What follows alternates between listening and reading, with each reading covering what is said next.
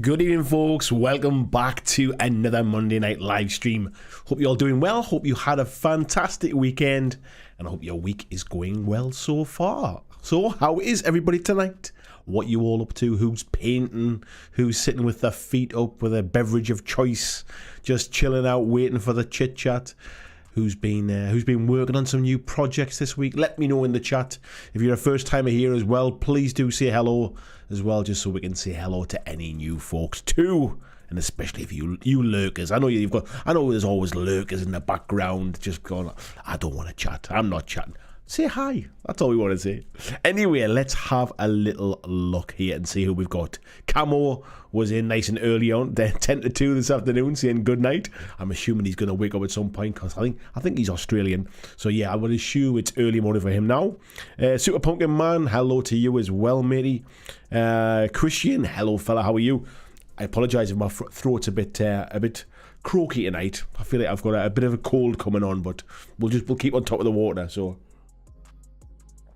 I apologise in advance. Blizzards, hello to you, mate. He said he's popping in for a few before he leaves for his wound care appointment. Hope you're healing nice and well, mate.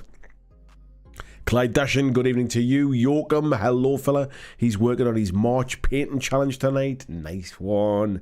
We've got Coffee and Pistachios in. Good evening to you as well. Alex Berry, hello, fella. He's working on his March challenge too. He says it will be garbage, but a benchmark. I hope to improve from taking part in more of these. It won't be garbage, mate. It will be precisely as you mean it to be. It'll be awesome, mate. Don't you worry about that. Morning, VJ. How are you? Nice to see you. Clyde saying, let me get my popcorn for the inevitable GW drama. No drama in here, mate. This is a drama-free zone. We're all adults. We're all grown-ups. We can have a conversation without drama, I'm pretty sure. Skullduggery, hello to you. How are you doing? We've got Ed in as well there. Major Tom, good evening. Blizzard saying, I'm hoping the new edition comes with alternating activations. I'm pretty certain it's not going to be alternating activations, mate. I think from what they've explained, the rules are not that dissimilar, other than some streamlining, shall we say. So I can't imagine them. I would put money on the fact that it's not going to move away from I go, you go to alternating activations. We've got Haxan666. Nice to see you too. Matt, good evening as well. How are you doing, mate? We've got Bruno in as well. Says greetings from Mexico City. Hello, Bruno. Welcome from Mexico. Nice to see you in. We've got Andrew Fairbanks saying good afternoon as well. He says, glad to see the show back to its regularly scheduled time. Us Americans will have to get our vassal back in line. It's always been at 9 o'clock, mate. It's always been the same time. It's just you folks choose to live in different areas of the world who we don't all line up, do we? With the daylight savings time randomly. Deep Red saying hail and well met. Nice to see you, mate. Mark Wright saying good evening everyone as well. Jez Hunt, good evening sir. How are you? James Arm, nice to see you as well, fella. James Rowden says new to the chat. He's working on cardboard Mordheim terrain ahead of the first game tomorrow. Very nice, mate. Welcome to the chat. Thank you for dropping in. Got Miniature Adventures saying he's been a while. Just had a new baby, number 8. Congratulations on the new baby. Number 8, mate. You must like not sleeping very much. But congratulations. Blizzard saying he's healing well. Still need another surgery to cover his tendon with a skin graft. Sounds painful, mate. Clyde saying, can I at least have popcorn? You can have popcorn, mate, but there'll be no Michael Jackson memes needed in here, that's for sure. Tasty Brain Drain, how are you doing? Nice to see you. J-Bot saying, evening all, had a cracking weekend. Got to introduce 2 mates to Firefight, and glad to say they are hooked. I'm glad to hear it too, mate. Matt says, I've heard it might be along the line of reactions akin to those in Horus Heresy. I think from what I understand, some of the stratagems are going to become more interactive in terms of reactionary, I think, as well. So I think there will be a little bit of what they've done in Horus Heresy, but it's certainly not going to go, I move one model, you move one model, or I move one unit, you move one unit, that's for sure. RG He's saying, evening everyone listening at the moment. Hopefully be able to give you my full attention in 30 minutes or so. Okay, mate, we'll just wait if you want. We'll just hang on. Luby there saying, hi daddy, see you in the morning. I'm assuming that's Jackson, who's actually in the next room behind me. He's supposed to be going to sleep, but he's sitting watching this on YouTube, I think, with his mother. So good night, Jackson, and I'll see you in the morning. Ed says, apparently they are all doing heresy style reactions, but not finally purging I go you go with the fire it richly deserves. Yeah, it looks like it's here to stay, mate. Pesler the polychromatic says, good afternoon from I'm not even going to try and pronounce it. Is it Saskatchewan? Looking forward to hearing your insights. My insights are going to be a little bit different, and that's one of the reasons why I want to talk about them tonight. And I'll probably talk about them into the future as well, leading up to the release of 10th edition. And I'll touch on this when we get on the main subject. But I'm coming at this from somebody that doesn't currently play 40k, doesn't have an in-depth knowledge of the rules, has opinions and has prejudices and has bits that I love and bits that I don't love, which are mainly based upon past experiences and my experience of trying to get into 40k but not really managing it. So I'm not one of these people that plays loads of tournaments and I'm looking at this purely from a, well, what's changed? You know, what does this mean for my army?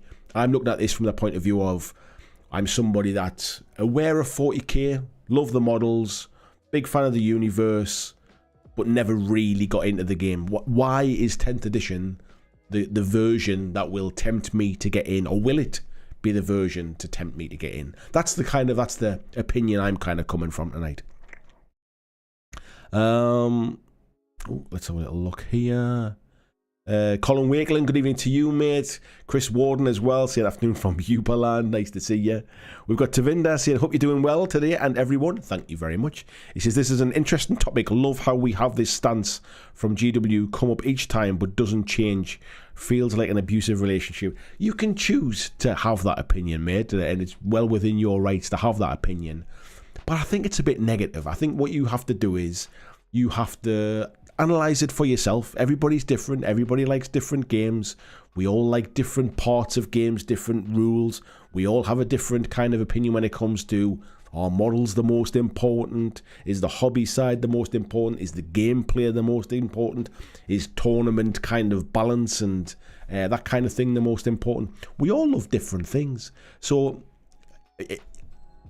I agree that there is a new sort of version every 3 years. That's basically what GW do with their games. However, some of the stuff they've been saying is kind of making me just have a, let's just say, a curious interest this time around versus stuff I've heard in the past. Ed says it'll go eventually, probably around 12th edition or so. I'm not even sure it will, mate, if I'm being perfectly honest. I think it's one of those things that almost by digging their heels in sets them apart a little bit. Ryan Barry, good evening to you, mate. He says happy Monday stream. Andy Smith says Geordie Shore Marines, they'll go out in mini skirts in January. Well hard. They certainly won't wear coats, mate, that's for sure. Miniature Adventure says, I wonder if the rumour of a new Space Hulk is true. I think the rumours came around because there was a lot of like sort of Terminators and Tyranid sort of stuff leading up to the launch of, or the announcement, I should say, of 10th edition. And I think that's obviously what made people think, oh, well, maybe it could be Space Hulk kind of thing. It's possible. You know, it's possible a new version of Space Hulk could come along, but at the end of the day, it's like, do we really need it? Do we need another version of Space Hulk again? I think we've had four editions of it, I think, already, haven't we? It's just, I think there's a lot of nostalgia from those folks who don't have it. I think that's probably what it is. Jez is saying, I got offered, what was that one? I got offered a leathery costume job on Friday, very exciting. Then it was cancelled and shifted to Eastern Europe earlier. Kinda disappointed. Then maybe something else popped up earlier. Nice one, mate. I'm glad something else has come, mate. Somberland says, evening from Franconia in Germany. I'm working on some battle mechs right now, waiting for my new Carnivore core game, which a friend bought me in a shop in Berlin. Hope to get it on Wednesday. Nice one, mate. Andrew Fairbanks says, are you and Discourse going to both hate the new edition since it makes other games obsolete? Not in the slightest, mate. I don't hate anything. I think you're getting me mixed up a little bit, because Discourse and I, whilst I would consider us to be friends, like friendly, we chat. We don't have the same opinions on everything. I wouldn't say I've ever said that GW is basically making other games obsolete. I've never said that. I think you're kind of confusing some of that. You're crossing the streams there, I think. Matt says, it's a very zen-like approach to GW. I've got to admit, I tend to swing from happiness to exasperation with GW. I think the difference for me is I've never really been a massive fan of it. And I've never been so involved in it and been disappointed by anything that GW have done that I would ever fall the other way, really. I like the models they do. I like some of the games they do. I'm not keen on other rule sets that they do, so I don't play them and I don't talk about them. But I think when something like the 10th edition of the biggest war game in the world is being released, I think it's only natural for somebody in my position anyway, who does this for a living and talks about tabletop games. It's only natural that I should have a curious look at it and at least be like objective about it and look at it, the pros and cons, and is it something that fits what I would like to do, or is it something that I think if you're because I can't talk about it from any what's the word I'm looking for? Like, I don't have any knowledge. I can't talk about it with any experience. So they're pitching this as a reduction in the learning curve for new players, a great way to onboard new players, getting them involved with things like combat patrol, and we'll get into the details later. But I can offer an opinion on that. I'm somebody that knows games very well. I've played lots and lots of different games, some of them to a kind of tournament and a competition level. Some of them I've played casually, some of them I've played 2 or 3 times. But I've played lots and lots of different rule sets that, as somebody like who is really like sort of invested in games, why don't I play the most popular tabletop game? So I think I've kind of got a different insight to what you'll hear from a lot of other sort of Warhammer YouTubers, I would say. Matt says, Space Hulk's likely to come out once they reveal the close combat heavy weapons Terminators. You need those sculpts in the game to make it Space Hulk.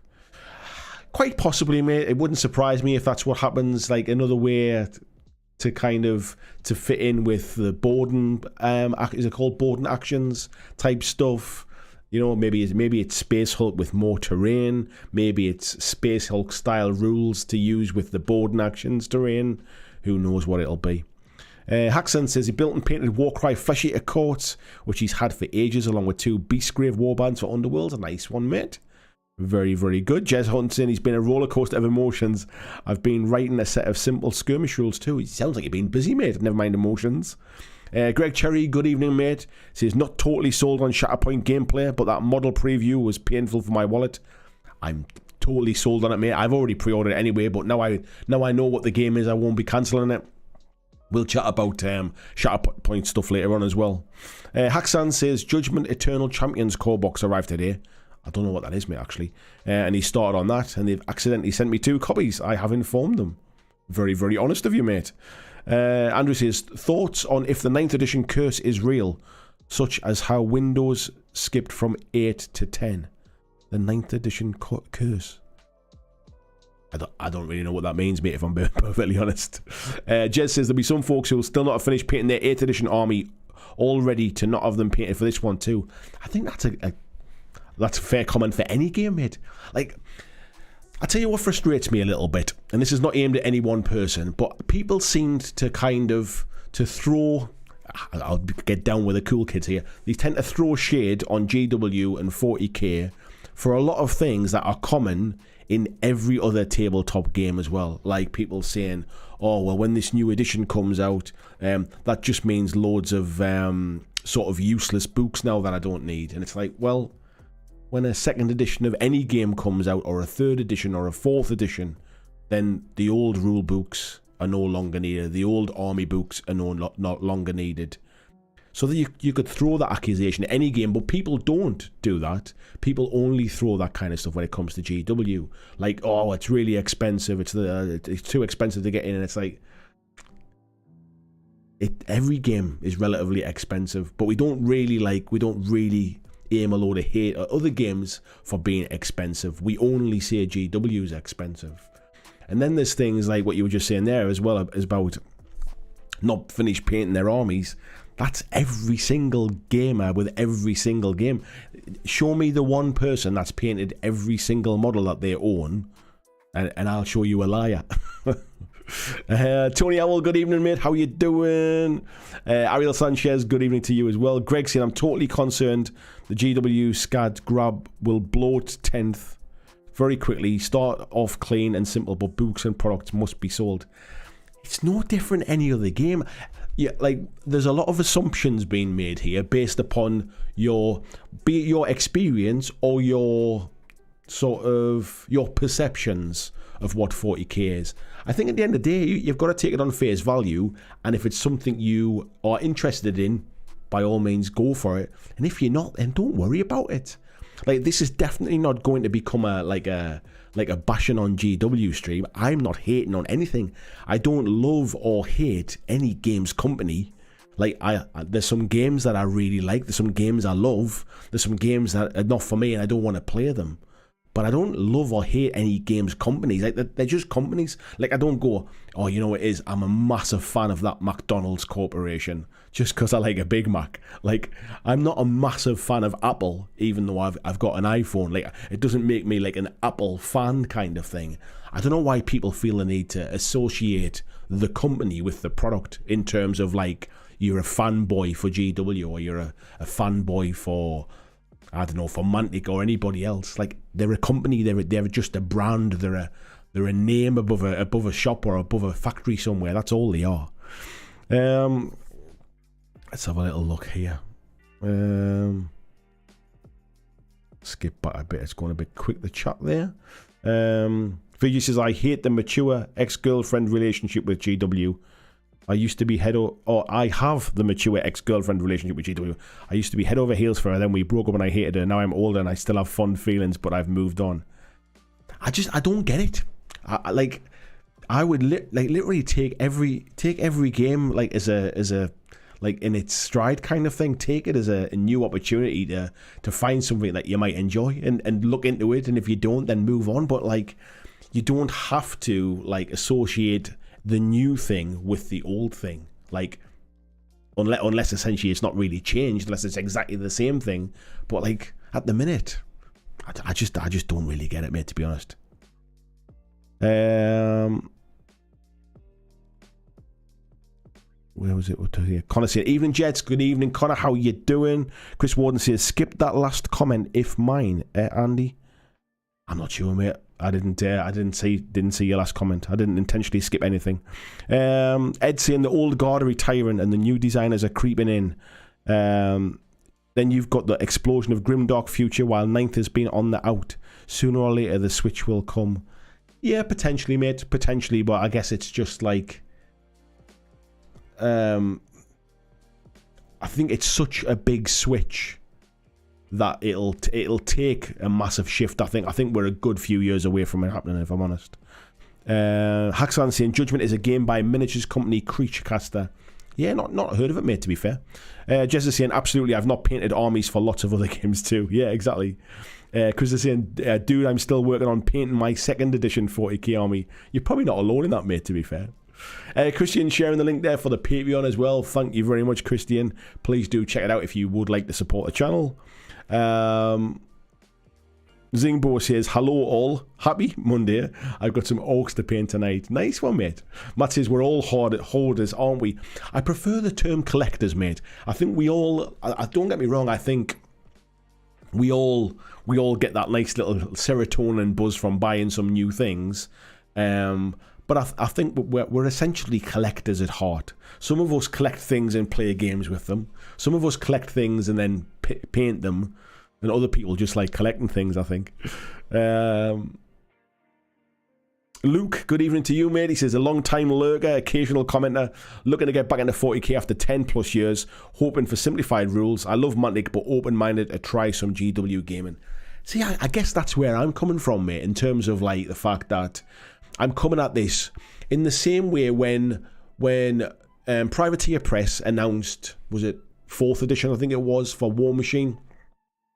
I came at it from a point of view is, I've not played it since 2nd edition. It wasn't really my kind of thing. I'm interested to know what they're doing.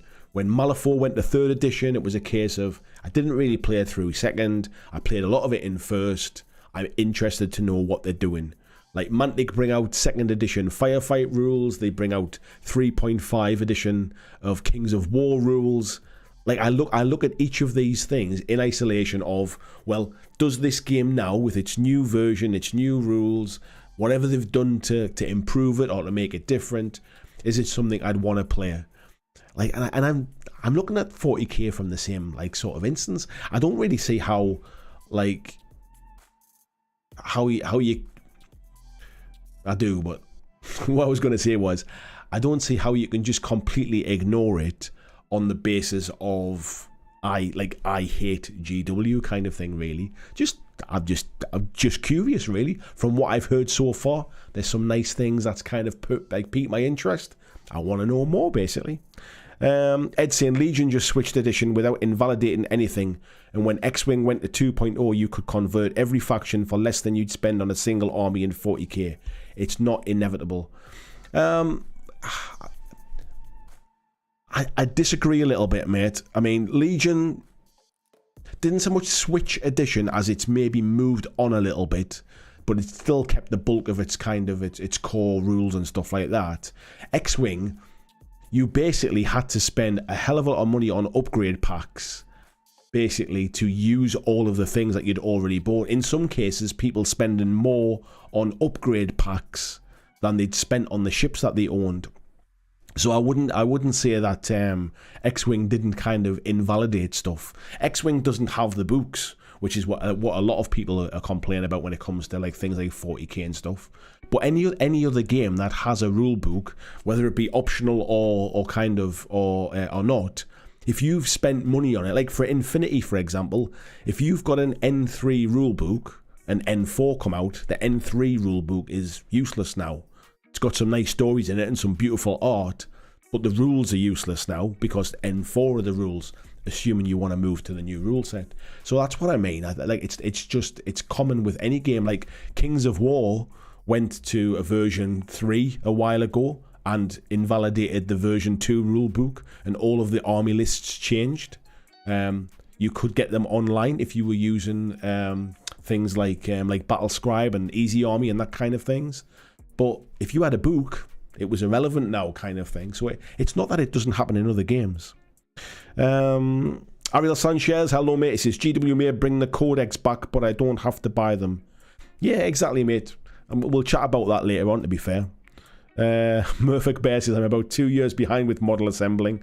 I'm only behind on model assembly for the things I'm really interested in. I've got lots of stuff that I've probably bought or been sent over the years and thought, oh, that looks pretty cool, and then actually changed my mind on it. But I wouldn't say I was massively behind on the stuff that I'm like actively using and interested with. Let's have a little look here because I just jumped massively ahead there. Let me scroll back a bit. Jess is saying, I'm hoping it's a bit more streamlined and simple though. It'd be good if the newest edition of the most popular game was less bloated, for want of a better term. It's a good thing for the hobby. Yeah, we'll come on to that, mate, when I get on to the main kind of topic stuff. Hope Lives says, I buy the things I want to paint and sometimes even paint them. Yeah, there you go, mate. James, nice to see you, mate. He says, I'm quite happy if they launched a good streamlined game now and then bloated it in the future, because I could just ignore the bloat they add for the people who want it. I think this is one of those this is one of the things I would say is that it's basically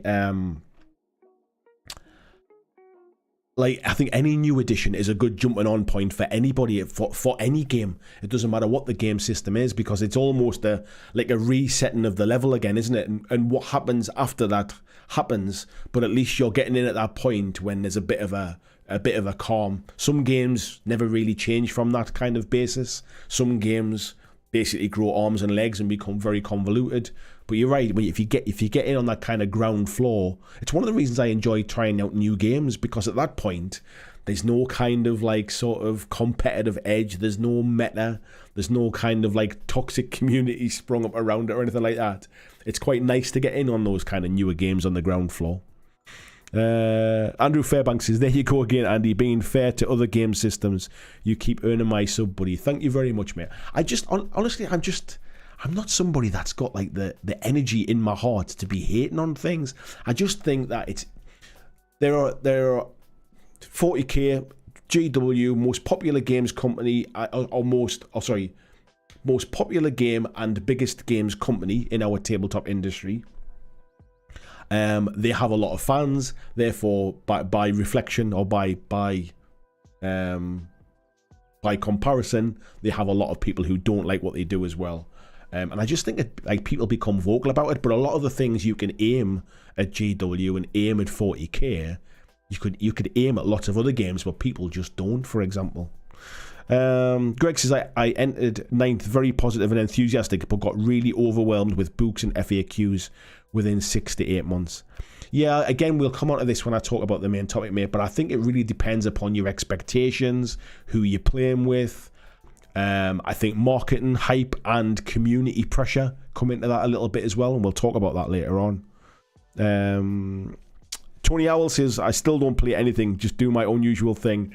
I totally like to hear, Tony. I want to see you keep painting stuff, mate. That's all I'm interested in. Lord 17C says, I enjoy 40k for what it is. I'll be happy to see what this new edition brings to the game. It's all about enjoying stuff at the end of the day. I said something in the Facebook group today, is that we haven't really got to get away from the fact that it's just toy soldiers at the end of the day. You know, we're just pushing little models around on a board, like making pew pew noises kind of thing. And as long as you're having fun, like it doesn't really matter what it costs if you can afford it. It doesn't really matter like what the game is like if you enjoy it. Like we don't all have to like and enjoy and buy the same things. VG says, yeah, that's what I was getting at. I'll take their stuff as it comes, but I'm not buying into anything without having learned my lessons from the past. I think that's a fair comment, mate. I think it, like making the same mistakes again and again is kind of an act of madness. But if you think something's changed enough that it's different to last time, then why not check it out? Blair, good evening to you, mate. How you doing? Doug Schumann, good evening as well. He says Blood Bowl releases have slowed, and I would be fine with them not messing or adding stuff to the game for a while. I'd be fine with it being a complete game. I have a weird thought about that. Really, is that I don't really think like any game is ever really complete. So in theory, you could stop Warhammer 40k now, and would it technically be a complete game? Everything's out that needs to be out to play it.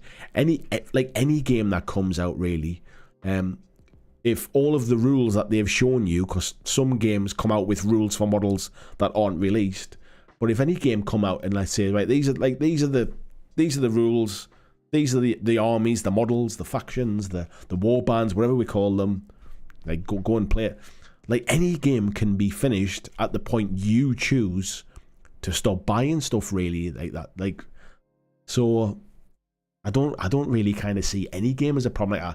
I think it's just the completionist, it's the collector mentality that we have that makes us want to buy more things, and it's only really complete at a point when the company says there's nothing more we can add to this now. It's completely full kind of thing. But that's not how business works, so that never happens. Camo, good morning, mate. How are you doing? Haxan says, I love GW models and I think they set the standard.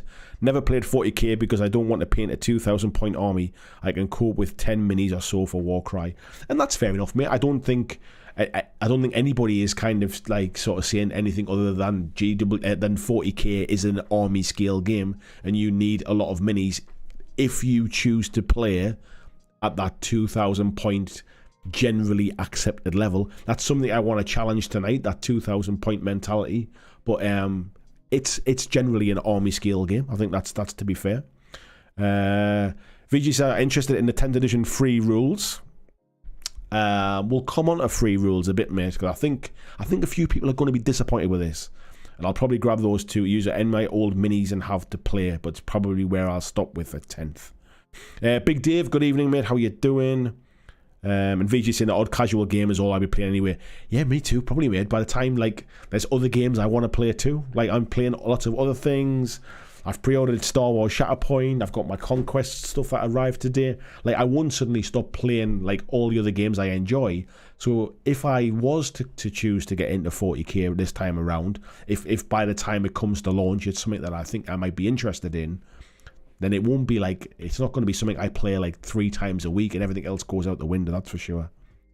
Lord 17C says, friend of mine, that was as far as I got before it jumped off the top of my screen. Let me go back. Friend of mine and I got into MCP. It's starting to look like a card building game, which neither of us really like. The models are awesome, but after our experience with X-Wing, we're not into it. So, can I ask you a question then? Who else do you play with? Do you just play against that one other person, or do you play in events and tournaments? Do you play at like a club with lots of other people, or is it just the two of you two like playing together? Because that might change my answer to your point there. Jazz Cat says, I'm interested if the rules are free, because I remember 8th and possibly 9th being free, but they did not go over army building and detachments, which I found weird. And army building is just as important as understanding how and why I roll dice during gameplay. I think something they've been talking about is that the pre-game decision making they're trying to reduce a little bit, I think, in terms of it shouldn't like it shouldn't become overly complex. You should be making decisions in the game as opposed to like having to spend a long time making decisions outside of it. Jess says, I like when new editions of stuff come out, it means I can get hold of background books cheap.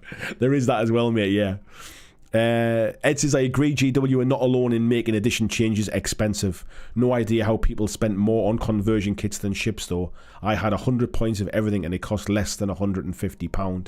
I think it was a case of the fact is on the edition change for X-Wing 2.0 was the fact that, if I remember this right, some ships moved factions. So stuff that was maybe classed as like rebel ships originally went to scum and villainy, I think, or something like that.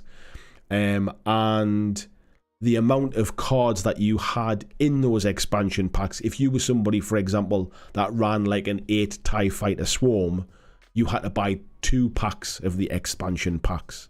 And if you were somebody that had collected a lot of ships, you ended up having to buy multiples of the expansion pack. So for example, if you only ever played Rebels, you would buy the Rebel expansion pack. But if you were somebody that had multiple ships and you like to fly different stuff, you had to buy multiple stuff. So yeah, I mean, I'm not saying that everybody had to do that, but it wasn't a cheap way to do it. Matt says, a refresh lets everyone poke it their head in and check out the new paint job. It does, mate, to be fair. Chris Warden says, incorrect, Andy. It doesn't invalidate the previous edition. You can still play the edition you'd like to.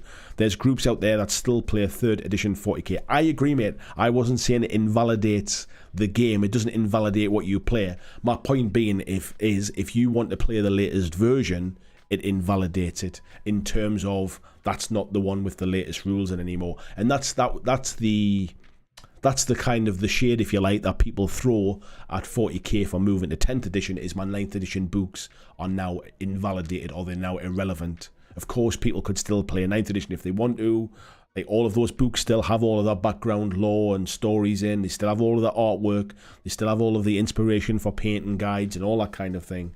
But yeah, it's the same for any game was the point I was making. Matt says, a refresh lets everyone... Oh, sorry, yeah, we've just read that one. Alex says, the perspective I've never understood is the implication that change and continued revenue for a brand or a game system is a bad thing. The alternative is the game system becoming abandonware and stagnant. Yeah, I don't disagree, mate. I mean, at the end of the day, as soon as we stop, like, sort of pouring love on these companies and realise that they're just a business and the reason to exist as a business is to make money, then you can distance yourself from the decision making about why these things, why is this so expensive, why is there a new edition, why are they releasing more models, kind of thing. Like, well, of course they are, because that's what they do. That's how they make money. Why is there an Apple iPhone 14 now? Why can't I still use my 3GS, kind of thing? Why is Windows on version 10? Like why are all these things? Like, it's just, you know, that's why, because that's what they do. They're a company, they make money. VJ says, I love that they have added essentially war scrolls. If they keep those, the core rules and the army one-page free. Yeah, we'll come on to that, mate, in a bit. Even if they don't, we can keep using those anyway. We'll come on to that in a bit. Don't get your hopes up is what I would say. RG says, if we're comparing armies of shame, I haven't finished painting a Napoleonic minifig army from the late 70s, early 80s. It was started in enamels. Might get them out and do some in acrylic. That's the way to do it, mate, yeah. Chris is saying, I think replace is a better word. Yeah, that's fair enough, mate. I'm just kind of throwing back the thing that is being labelled as the 40k, I would say. Jess says, I've not played 40k since it was Rogue Trader. I've never really played 40k, mate. I've tried a few times, but I've never really played it. Ed says, to be clear, I don't hate GW. I'm a big Kill Team fan. I just don't like I Go, You Go games. So Warhammer and Kings of War, to be fair, is not for me. Yeah, I can imagine any game that kind of has that I move everything, you move everything. If that's not something you enjoy, doesn't matter who makes it. You know what I mean? It can be free. They can be giving you the models for free and telling you to play it. If it's not your kind of game, it's not your kind of game. Tic-tac-toe is a complete game. Yeah, but you don't need models for tic-tac-toe. Monopoly, if you want complete games, board games are probably the best example of that. Like, you buy Monopoly, like Monopoly is a game in a box that you buy and everything's in there to play it. Yes, there are different versions of Monopoly and there's different kind of ways to play Monopoly with different rule variations or with newer variations. But you buy a board game, you buy a box. The game in the box is what you want. If you're buying into miniature war games or you're buying into miniature tabletop games, however you want to categorize them, there is an element of collection involved in that. There's an element of hobby generally, because most people like to kind of build and paint, certainly build them anyway for multi-part kits, but there's an element of collection and collectability and constant change, because that's how these companies make their money. VG says, I'll be dabbling in Shatterpoint, probably with Pandemic, Clone Wars and Imperial Assault minis, and I'll scale the rules appropriately. Lord 17C says, I've played against others. It's something I'm going to continue to follow as a nice skirmish game. See how it plays out over time. The reason I ask, mate, was because I've played MCP in tournaments. I've played it just like friendly games with like friends who I'm just teaching the game to, and it doesn't have to be that kind of card chase. I think what happens is that it depends upon the type of gamer you are. If you're somebody that really feels the need to win every time you play, you have to keep up with the tournament mentality of, I need to know what all of the different cards are and what all of the different abilities are and things like that. But if you're somebody that plays fairly casually, you can forget all that kind of stuff. So in the same way you're saying like it's become like a card chase, it might be if you're playing kind of competitive tournaments, but if you're just playing casually, you can use the same 5 cards every time kind of thing. I don't see it the same way. Christian sharing the link there as well for some BlackJack Legacy merch. Thank you very much. Adam Murray, good evening, mate. He says, as a person looking to get back into wargaming, I think the idea of a combat patrol mode is very clever. Yeah, I agree, mate. Like I say, we'll be chatting about that when I get on the main topic in a little bit. Where are we up to here? Jez is saying, talking of which, I see Crooked Dice have released Del Boy and Rodney minis as Rogue Traders. I did see that the other day, mate, on a Facebook page somewhere. Andrew Fairbanks says 40k wouldn't be complete yet. No Emperor's Children. Maybe saying no Dark Mechanicus or Chaos Guard. Guild Ball, now there's a game I didn't complete. In your opinion, mate, that's because you knew something was coming for it and it hadn't come out yet. It's still complete to you if you just choose not to buy any more. Steve says, does anyone else want to ask a psychiatrist what the typical mental reason and motivation is to hate a company or product? As I just can't understand spending the energy to go down that path. I'm kind of in the same ballpark, mate. I'm sure there are people that get very passionate about things. Like I understand you can absolutely love Games Workshop in the same way you can like love a football team. You can grow up being hugely passionate about your sports team. It might be the local team where you live. You buy the shirts, you go to all the games, like you support them. Some people get a tattoo on their arm of the badge and all that kind of stuff. And they love their football team, say, or their sports team. But they don't love like the board of directors.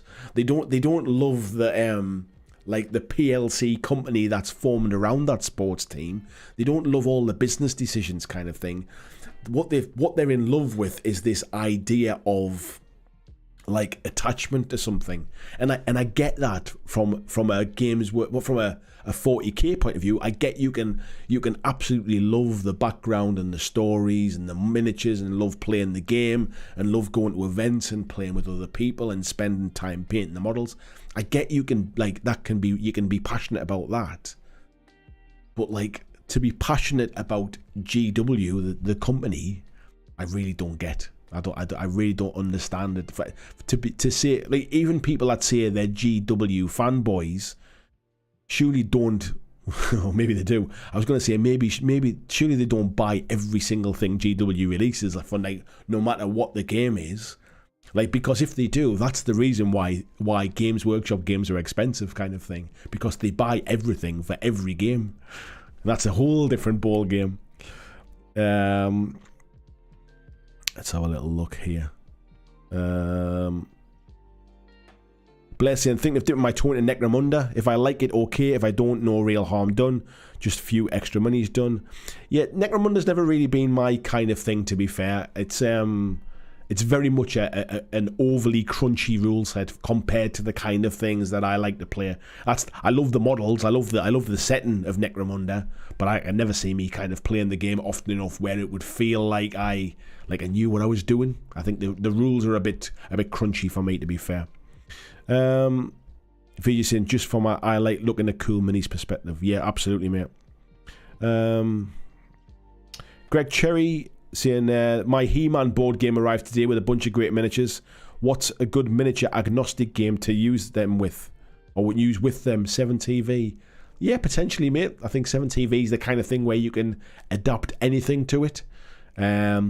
Is the He-Man board game no good to use them with? VG says, does 7TV have rules for building characters that would give them a themed He-Man character abilities? I think so, mate. I think that's the whole point of 7TV is you're essentially playing like a TV studio game type thing, like a show. So like you can craft them to be whatever you want to be, I think. Mordecai Toth, good evening, says, my unreasonable hope for 10th is that GW not only commit to making the combat patrol boxes balanced against each other, but provide a robust rule set for low points games. We can all dream. Well, one of those things is definitely true, mate, because they have balanced all of the combat patrols against each other. And we'll come on to that again in the main topic, but essentially there will be a separate set of statistics for each of the combat patrol boxes to use in combat patrol games so that they're all balanced against each other. Ed says, I still see plenty of Red Skull, Cabal and Steve Avengers playing MCP. The core box is totally valid, no need to chase cards. Yeah, I agree with that, mate. I mean, even though I've got, I would say probably 80% of the models for Marvel Crisis Protocol, and they're all of the cards and everything else that come with that, I still play like my Avengers list like quite a lot. I still play that core box Steve Rogers with a bit of Iron Man in there. Carol Danvers is in there as well, Captain Marvel. I still play a lot of that core box stuff just because I like them. I like the models. VJ says, some people feed off hate at least to the dark side. You're right, mate. Klavak Kazga, sorry, he says, we are social animals. We do crazy things for belonging. Yeah, there's an element of that, yeah. Adam says, not a psychiatrist. Let's just say I'm a psychiatry adjacent. But it's typical in-group, out-group behaviour. Yeah, I think that there's a need to feel part of something, which is one of the reasons why popular things attract more people as well. Because what's the one thing people always say when you talk about a new game? Oh, I don't know anybody that plays that. Like, and this is where I always come back to, well, how many times do you play? Like, what does it really matter kind of thing? If you're only playing once or twice a year, what does it matter? But people want to feel part of a bigger group. They want to feel part of a community. They want to sort of almost agree with a bigger portion of people. And that's why when it comes to things like social media, we're getting right off topic now. That's why when it comes to things like social media, you get that kind of left and right side of every argument, that I love this, that I hate this. You get the extremes of it because people get drawn into being part of a group. So if you're somebody that's generally sitting in the middle and you hear somebody like hating on that thing that you love, you're more likely to get dragged into that kind of very loud vocal supporter of the thing that you love, rather than just sit in the middle and go, I see what you want. Like I like it. It doesn't really matter. But people, this is what happens. People get dragged into one camp or the other, basically.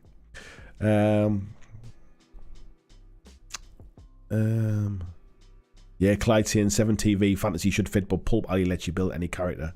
Krabby, hello mate, how you doing, Krabby? He says, I'm a Space Marine fanboy. I think even he stated that in my instant profile. The 40k lore and the setting are what I'm attached to, not GW. Yeah, and I can kind of get that to an extent. There's things that I love. Like, I've got my sports teams that I absolutely love, and I buy the shirts and I watch the games and I subscribe to the NFL Game Pass and all that kind of stuff. Like, so I spend money supporting the things that I'm passionate about, but like I don't love the NFL. I don't love the football like league kind of thing. I don't love Sky because that's where I watch football kind of thing. Alex is looking forward to hearing your perspective, chap. This stream is pulling me through painting hordes of Necron faces white and highlighting it either white or white. I think I'm going snowblind. That would definitely send me over the edge. My old eyes, I think I've started painting now with like those kind of, not binoculars things, but you know, the magnifying headset things. I've started painting with those on now. Like, I used to use that for maybe detail stuff. Now I feel like I need to wear them all the time. So yeah, I can understand the snowblind thing. Somberlin says, does anybody know if one-page rules did a Necromunda substitute? I don't think so, mate, but I could be wrong. Christian sharing a link there as well for shopping on Amazon with my affiliate link. I think there's an Amazon sale starts, is it today or tomorrow or something like that? If you are shopping on Amazon, especially during the sale as well, please click on through my affiliate link. If you copy that link and save it in your favorites, if you go to Amazon through that, you pay exactly the same prices that you always do on Amazon. You get exactly the same shipping notifications and speed to your house, but I make a small commission for recommending you shop there. And it helps support the channel without you spending any more money. Andrew Fairbanks says, don't tell me you're anti-scub. I don't even know what pro-scub would be, mate. Never mind anti-scub. Jess says, bollocks to Monopoly Mind. Yeah, I'm not. To be fair, Mind, I did play Monopoly. Was it last weekend? But I played Junior Monopoly. My son got it for Christmas, I think.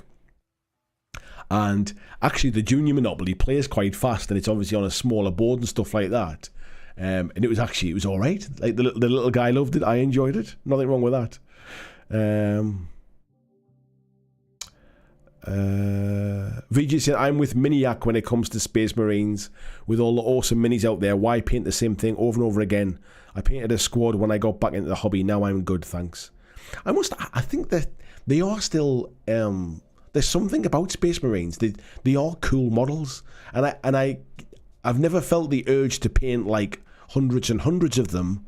But there is something about the Space Marine models that I really do like, and I happily paint them for like Kill Team and stuff like that. I might paint them for 40k if I was that way inclined, because I do like them as a faction.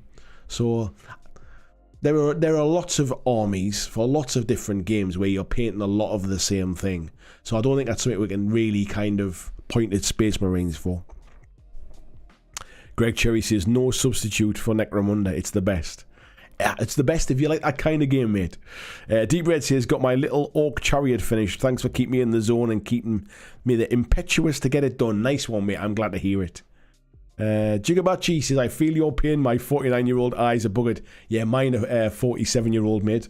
As I found out again, for some reason, you know, when you get to this age, you start to forget how long you've been around. And I was convinced I was only 46. My wife said, no, you're 48 this year. You're already 47. James says, my son is obsessed with Monopoly. He like 8 different versions, and I hate Monopoly.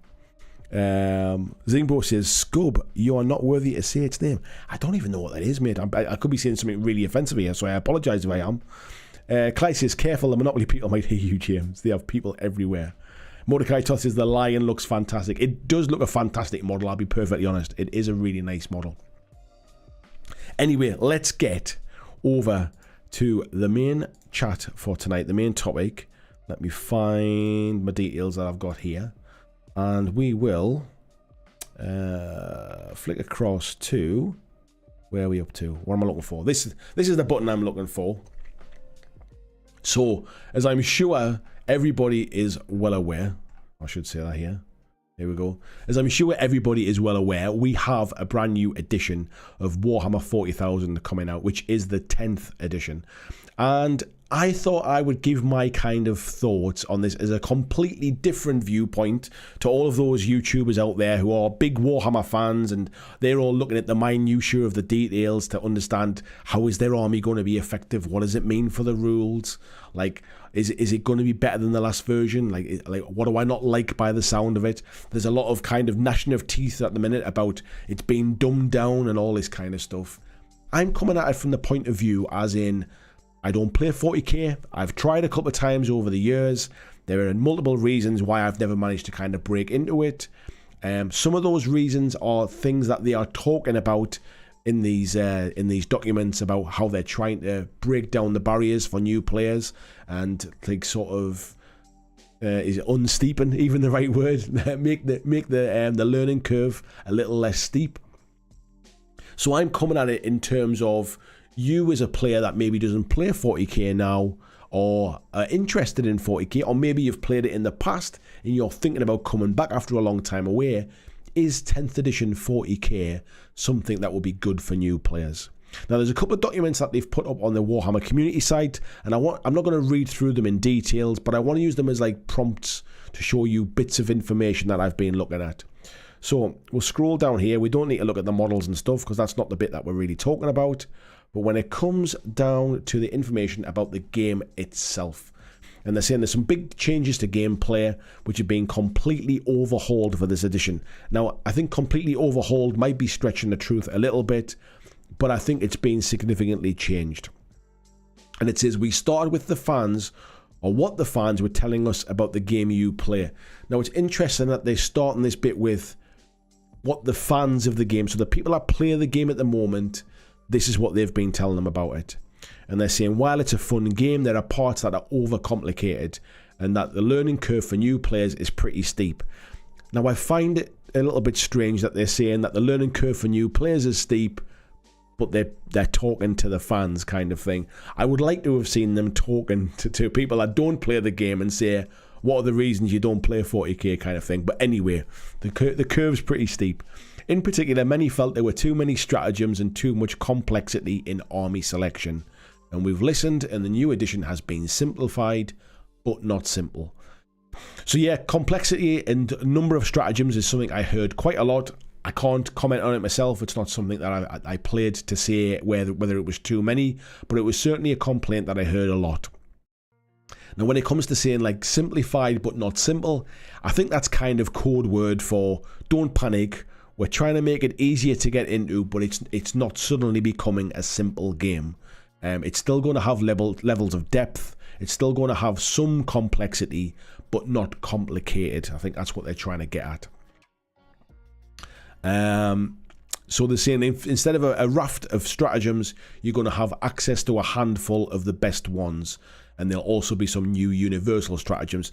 Now, from what I understand, what they're essentially going to do is you're going to have like a detachment profile that will allow you to pick your sort of the army of choice, if you like. If you want to build an army in a certain way, you can do that.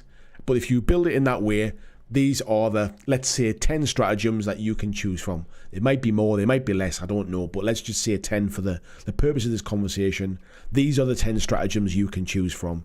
So they're trying to narrow it down in that once you've picked your army style, the way your army plays, the formation, if you like, there's going to be a lot less choice when it actually comes to in-game. But prior to the game, there is choice for you to kind of pick and choose in that way. Now, it says that it also says something that there are also some universal stratagems which anyone can use, allow you to be reactive in your opponent's turn. So it also, whilst it is not going to alternate in activations, it will still be you go, I go, we assume. I think there's a 99% chance that's the case. There's going to be some stuff you can do to interact with your opponent's turn to make it a bit more kind of interactive rather than just basically sitting back and watching your army get taken off the board.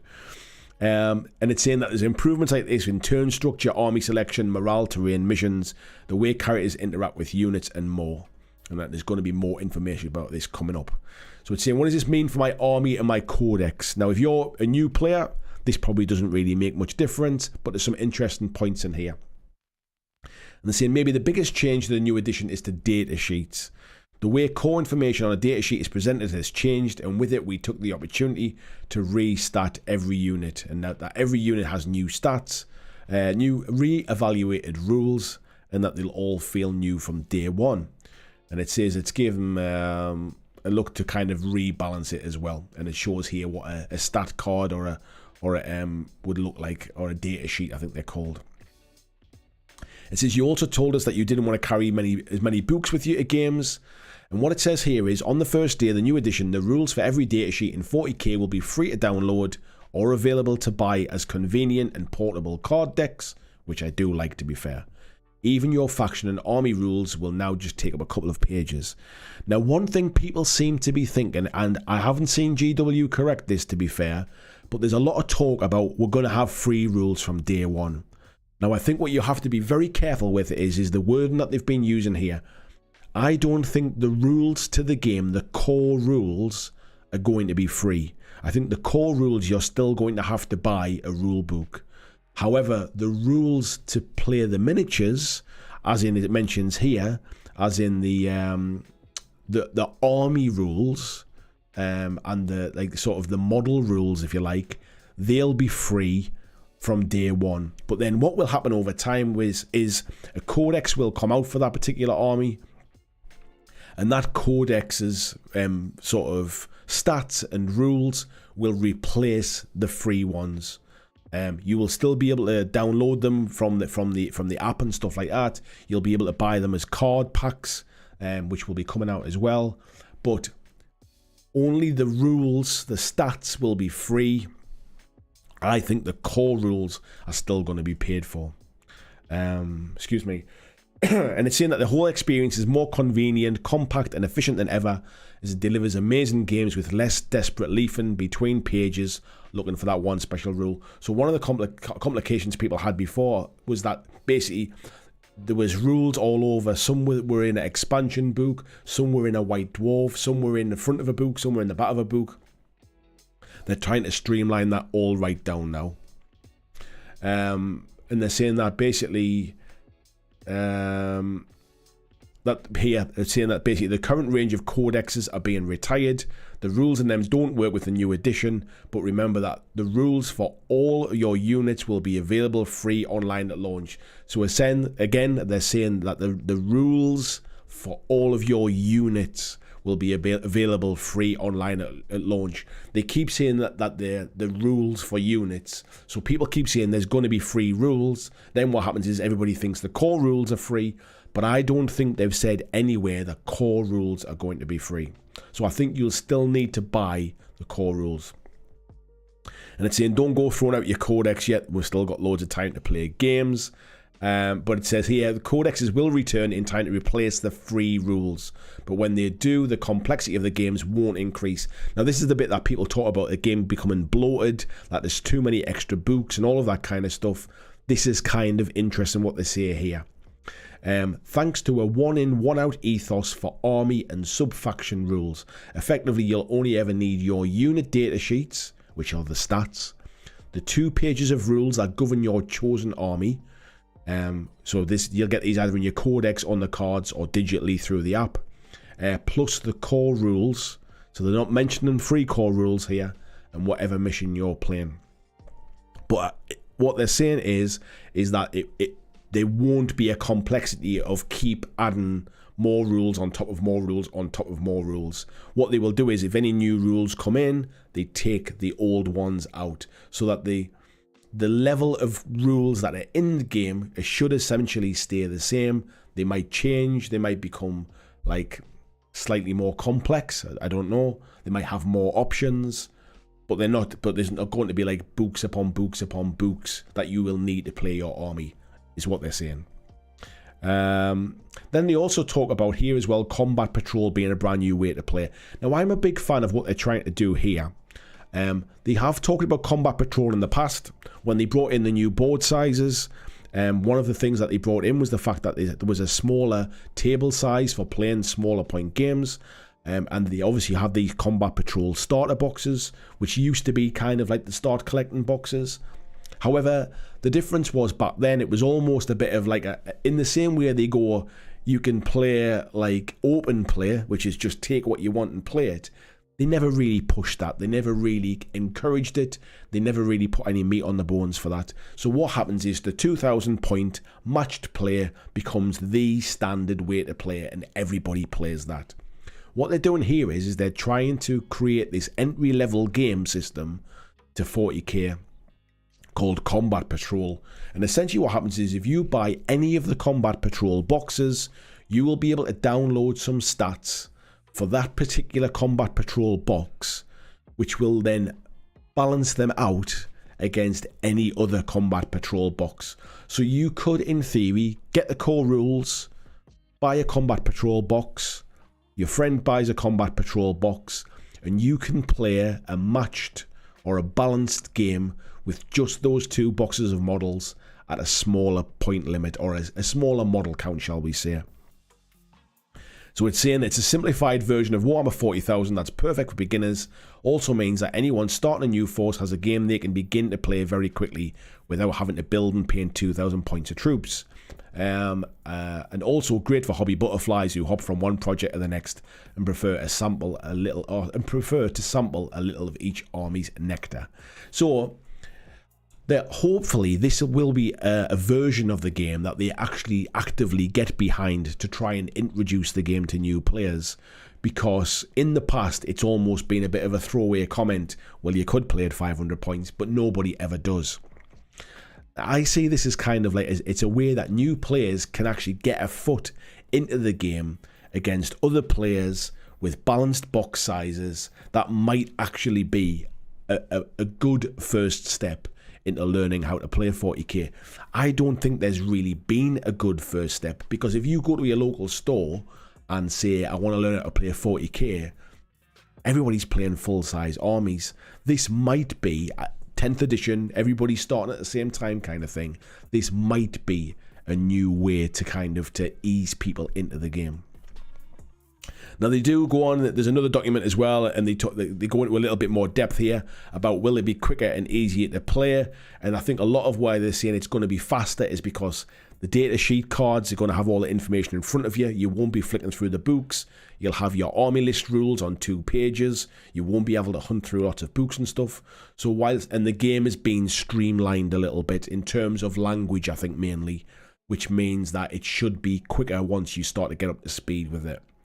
They're asking about how easy it is to get into the game, and they talk about these Combat Patrol boxes, which we've just been talking about. They're asking how it's balanced here, how's Combat Patrol balanced, and this is where they're saying that you'll be able to basically download specific kind of stats for a Combat Patrol box that you can play against another Combat Patrol box.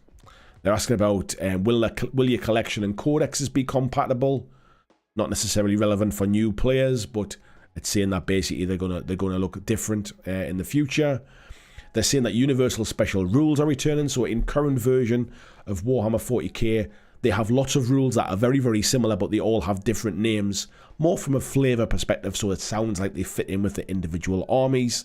They're basically getting rid of that now. And if a rule says, for example, this model lets you deep strike, for example, with a unit, all of the different armies and factions that have that same rule, that rule will be called the same thing across all of the different armies and factions. It might not be as flavorful, but at least it'll be much easier to understand what your army and everybody else's army does. And essentially, that's basically that's the main gist of it all, really. So there's quite a lot to that they're saying that I'm actually quite interested in. I like the fact that they're trying to reduce the complexity of the game. I like the fact that they're trying to reduce the amount of stuff that you need to have in order to kind of have all of the rules available for you for your army. I like the fact that it's going to come in with kind of those free to download stats on day one, because if you are a new player or you're somebody that plays quite casually, in theory, there's nothing that means you have to move on from that point. You could just get into the game, buy the core rules, buy yourself some combat patrol boxes, just play with those. Expand your army and just play with those free rules that you download. I'm assuming that as the game develops over time and codexes come in, there might be a bit more flavour in the armies by buying a codex. But essentially what will happen is it won't be an additional book that you need on top of something else. It will be something that replaces that thing. So at least the number of stuff that you need doesn't become overwhelming. It doesn't become bloated in terms of, when I started playing this, I only needed one book and now I need 4 kind of thing. So I like what they're trying to do with that. I like the fact they've got the data cards. I'm a big fan of games where I've got all of the stats in front of me on the table, and having data cards for Warhammer 40K units is a big move forward for me personally. It's something that I would definitely sort of get on board with. I don't like it in any game where all of the stats are inside a book and I'm constantly flicking through to, like, what do I need to roll for this again? I don't have a memory that remembers all that kind of stuff. I like to see it all kind of laid out in front of me. So for me personally, and I would guess for new players as well, I think that's a good addition. And I like what they're doing with the combat patrol stuff as well. I'd really love to see combat patrol almost become like a well-supported game style, if you like. I'd love to see combat patrol tournaments. I'd love to see combat patrol battle reports online and stuff like that. And I'd like to see people talking about combat patrol as a way to play, and that hopefully that 2,000 point limit thing doesn't just become the standard and everything else gets forgotten. Now, I'm cautiously optimistic about it. I would like to know more before I kind of like sort of commit to anything. But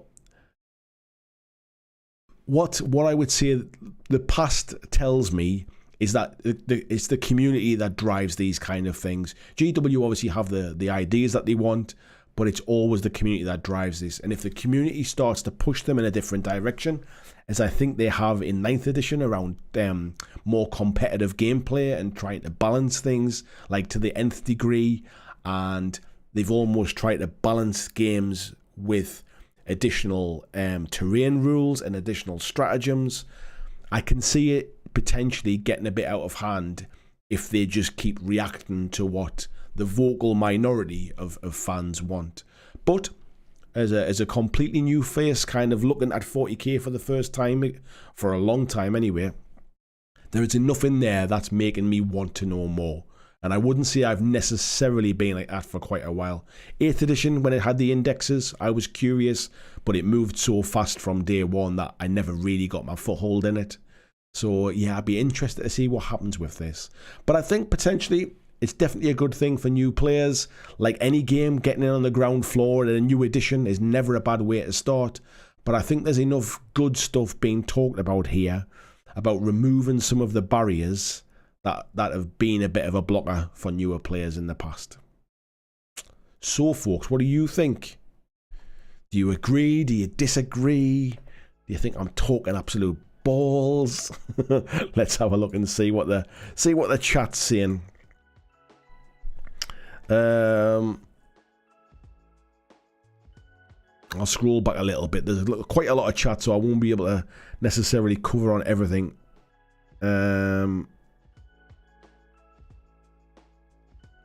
Let's have a little look. I'll just dive in here a little bit somewhere. Where are we up to? People chatting backwards and forwards. I'm just looking in here to see if there's any other stuff on that one. May folks saying, am I alone in thinking the old Termagant looks better than the new one? I must admit, I'm not that familiar with the models, but they didn't look that different to me, if I'm being honest. Adam Murray says, wish they'd do big coffee table type faction books. Things of proper beauty like the old Termagant book. Have missions in them, but keep the rules free. I could see them doing that, but I could never see them doing free rules, if I'm being honest. VG says, depends on your interpretation of core rules. Yeah, and Andrew saying, I think your 10 pages will be free. However, if it's like AOS, the battle packs that tell you how to set up a game, we're not free directly from GW. I think the basic rules will be free, but the full core rules will probably be paid. I think the problem is that a lot of these kind of games do this, where they have a free basic rules, but it's never really enough to play a proper game. It's enough to get the flavour to how to play a game, but it's maybe not enough to play the full game. Like there's a whole lot of stuff missing. It's the kind of thing that you get in like a starter set where you don't need to know how to build an army because everything's included, but then you could never build an army like outside of that, if you like. Jess is saying, it sounds dangerously like GW is listening to people and becoming a modern gaming company. I think there's an element, mate, where when you're releasing a new edition, you can't say that you ignored everybody, can you? You have to say we've listened to what people want, kind of thing. It just the question is, who have they listened to? Like, are they listening to a minority of people? Are they listening to a majority? Are they listening to a vocal minority? Are they listening to predominantly competitive gamers? Are they listening to people who can't get into the game, who just find that they would love to play the game but they don't? Be interested to know who these people are that they've been listening to.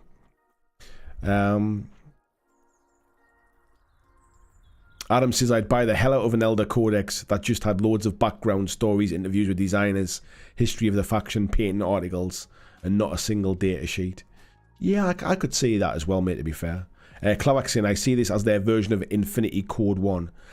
Yeah, I think the problem with it is, mate, is it depends how much they support it in terms of, like, not pushing it so much, but do they feature it on like the community site? Do they feature it on their articles and things like that? Because it's very easy to just go in the same way they do with open player. Like at the minute, open player is a way to play in both AOS and 40k, where you can just choose whatever models you want, but nobody plays it because nobody plays it. It's a bit like, why does nobody play all of these other miniatures games? Or because I never find anybody to play. So then the same excuse comes up about, well, why don't you just play open player? Well, nobody plays that. So Combat Patrol sounds fantastic. However, if nobody plays it, nobody plays it. That's the kind of the problem. I'd love Combat Patrol to become something like almost like it's like a little sideline that is supported itself, like as in there's events for Combat Patrol, there's tournaments for Combat Patrol, people start to make battle reports instead of these like 40k in 40 minutes type things. I'd love to see these small scale kind of games, assuming the game's fun, to be fair. Jez is saying that he'd buy them books too as well. The background's ace, could flog them to video game folks too. Super Pumpkin Man saying, if this is the way they're going, I think it'll work well as when 8th edition started and everyone started with the indexes until the codex came out. I think the problem was, mate, with 8th edition, and I was a victim of this as well, I bought in with the Indomitus box, was it the Indomitus one? It might have been, I can't remember now, the 8th edition one anyway. I bought the codexes as well, not the codexes, sorry, the indexes, and then what happened was, before I'd even had a chance to build and paint all my models, the Space Marine Codex had come out, and so I had this index that I'd bought that I hadn't used yet, that was now like kind of irrelevant in terms of keeping up with the kind of the changes. Of course, I could continue to use that, and I never had to buy anything else. But if you're playing with groups of folks who are always playing the latest stuff, then that's kind of the expectation. So at that point, the game had already moved faster than I could kind of keep up with it, really. And then that continued, because I think there was a new Space Marine Codex as well, came out not that long after that, probably another 6 months down the line. So I think there'd been an index and 2 codexes probably in the space of about a year. VJ is saying a universal naming convention for special rules is better in my opinion, but putting them in a centralized location isn't. I assume they'll be on the war scrolls and army sheet. Yeah, I think that's the plan, mate. I think it just means that if they have rules that are essentially the same, in the past or currently, they have different names to be flavorful for the different armies, but in the future, they'll have the same name. So if you say the deep strike rule it's universal across all armies. All armies that have a deep strike type mechanic will all use the same rule with the same wording, but it won't be in a one central place. It'll be in the Space Marine Codex. It'll be in the sort of the like Tyranid Codex, wherever else those kind of things will be. This goes, hello there, how you doing? Says, I have really high hopes for Combat Patrol. I do as well. Like I say, I'm kind of tentatively encouraged. I'd love to see it do well, but I think, again, it's one of those things, is it'll only get played if people play it, kind of thing. And I know that sounds obvious, but this is where I think the community as a whole have a part to play as well, because like I said before, GW can sing to the high hills about it, kind of thing, but if the community just almost kind of say 2,000 points to the way we play, kind of thing, which is essentially what they do now a little bit, Combat Patrol will become irrelevant, and that's the worry, really. Ed says 2,000 points is at least as much a community as GW driven. Exactly what I was just saying there, mate. Yeah, I would completely agree with that. Let's have a little look. Yeah. Jazzcat says, I really want to see more push for 500-point games outside of slow grow leagues. Wishful thinking, but I want to see 1,000 points to be the standard. I think the standard will always be 2,000 points or ish, but that's where tournaments happen, and I think that's what everybody aims to get to. But it's a shame we don't see like more smaller point games, even just from the point of view of playing more games. Like, rather than playing one 2,000 point game, wouldn't it be cool to play? One 2,000 point game. Wouldn't it be cool to play two 1,000 point games in a night, kind of thing? Tisty Brain Drain saying, yeah, if I was ever to get into 40k, it would be just Combat Patrol, and I'd probably stop there. Yeah, I get that, mate. Let's have a little look. Clyde says, I'll buy the minis if I want to paint it to pass on the rules. Fair enough, mate. Picture this says, I like the fluff. It makes Warhammer. Yeah, I guess that's probably true for a lot of games, to be fair. Andrew Fairbanks says, for your information, Andy, Move Too Fast was 3 months. Yeah, 3 months is not a long time to build and paint an army if you're relatively casual in something. Michael Cowan says, only caught the last few minutes of your talk, but I'm hopeful it'll make things a bit easier to play, especially with my son. Plus, new Terminators look great. I'm hoping it makes things easier to play as well, mate. Like I've said many, I'm not going to go into it now, but there's many times I've tried to get into 40k, and I would suggest that there's a combination of the fact that most of the community plays at 2,000 points, so there's almost this expectation of, well, you need to get yourself an army together, kind of thing. And the fact that even trying to learn from, like, going to a Games Workshop store, they weren't particularly helpful, which there might have been the stores I went to, but yeah, they weren't, like, they kind of just wanted to show you the basics, kind of thing, as in, like, you just roll some dice, move some models around, hopefully that's enough to get you hooked, kind of thing. Now come and buy all this stuff, type thing. Super Punkin Man says, while as a Tyranid player I have no problem with the new Gaunts, but there are other units I feel they need more love first. But until we know the new models being released for the NID, I'm sure there'll be a lot more new models, mate. It always happens around the launch of a new edition. If you think about what happened to Necrons when they were in the last box set, and the Death Guard, the edition before that, there was a lot of stuff that were brand new in those factions. Camo says, stratagems are the main reason I found it difficult to play reasonably. Picture this, saying the different levels of gameplay they're on about is interesting, like scaling from Combat Patrol. It'll be interesting though, like I say, it depends. It really depends on if people play it. Andrew's saying Homagans needed, Termagants don't. I'm not that familiar with the Necrons, with the Tyranid models, if I'm being honest. Ed says, GW did say Combat Patrol would be a major part of 9th. Spoilers, it wasn't. And I agree, mate. The only thing I would say that's different this time around is that Combat Patrol is now the balancing of Combat Patrol boxes, where Combat Patrol in the past was just 500-point games. And nobody plays 500-point games, kind of thing. The fact that I can go and buy a Combat Patrol box and know that it's sort of mathematically balanced against the other combat patrol boxes is encouraging to me. It shows me they've put some thought into it, rather than essentially was a bit lazy what they did the last time, and their answer to people who were finding it hard to get into the game was, well, just play at smaller points. At least this time around, they're trying to do something about it. Yeah, Indomitus was 9th edition. Yeah, not Indomitus, whatever it was, the 8th edition one. That's the one I was thinking of. John Binham says, you're going to be doing some actual Combat Patrol content then to help it. Do you know what, mate? It depends. I might not even pick it up. I've got no idea, mate. It really depends upon if it's something that interests me as we find out more.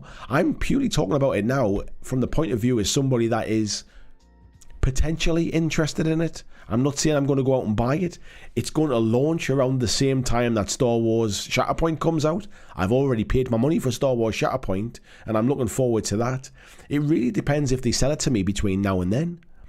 I mean, it's something that I'm interested in because I do love the models, and I think the background has a lot going for it.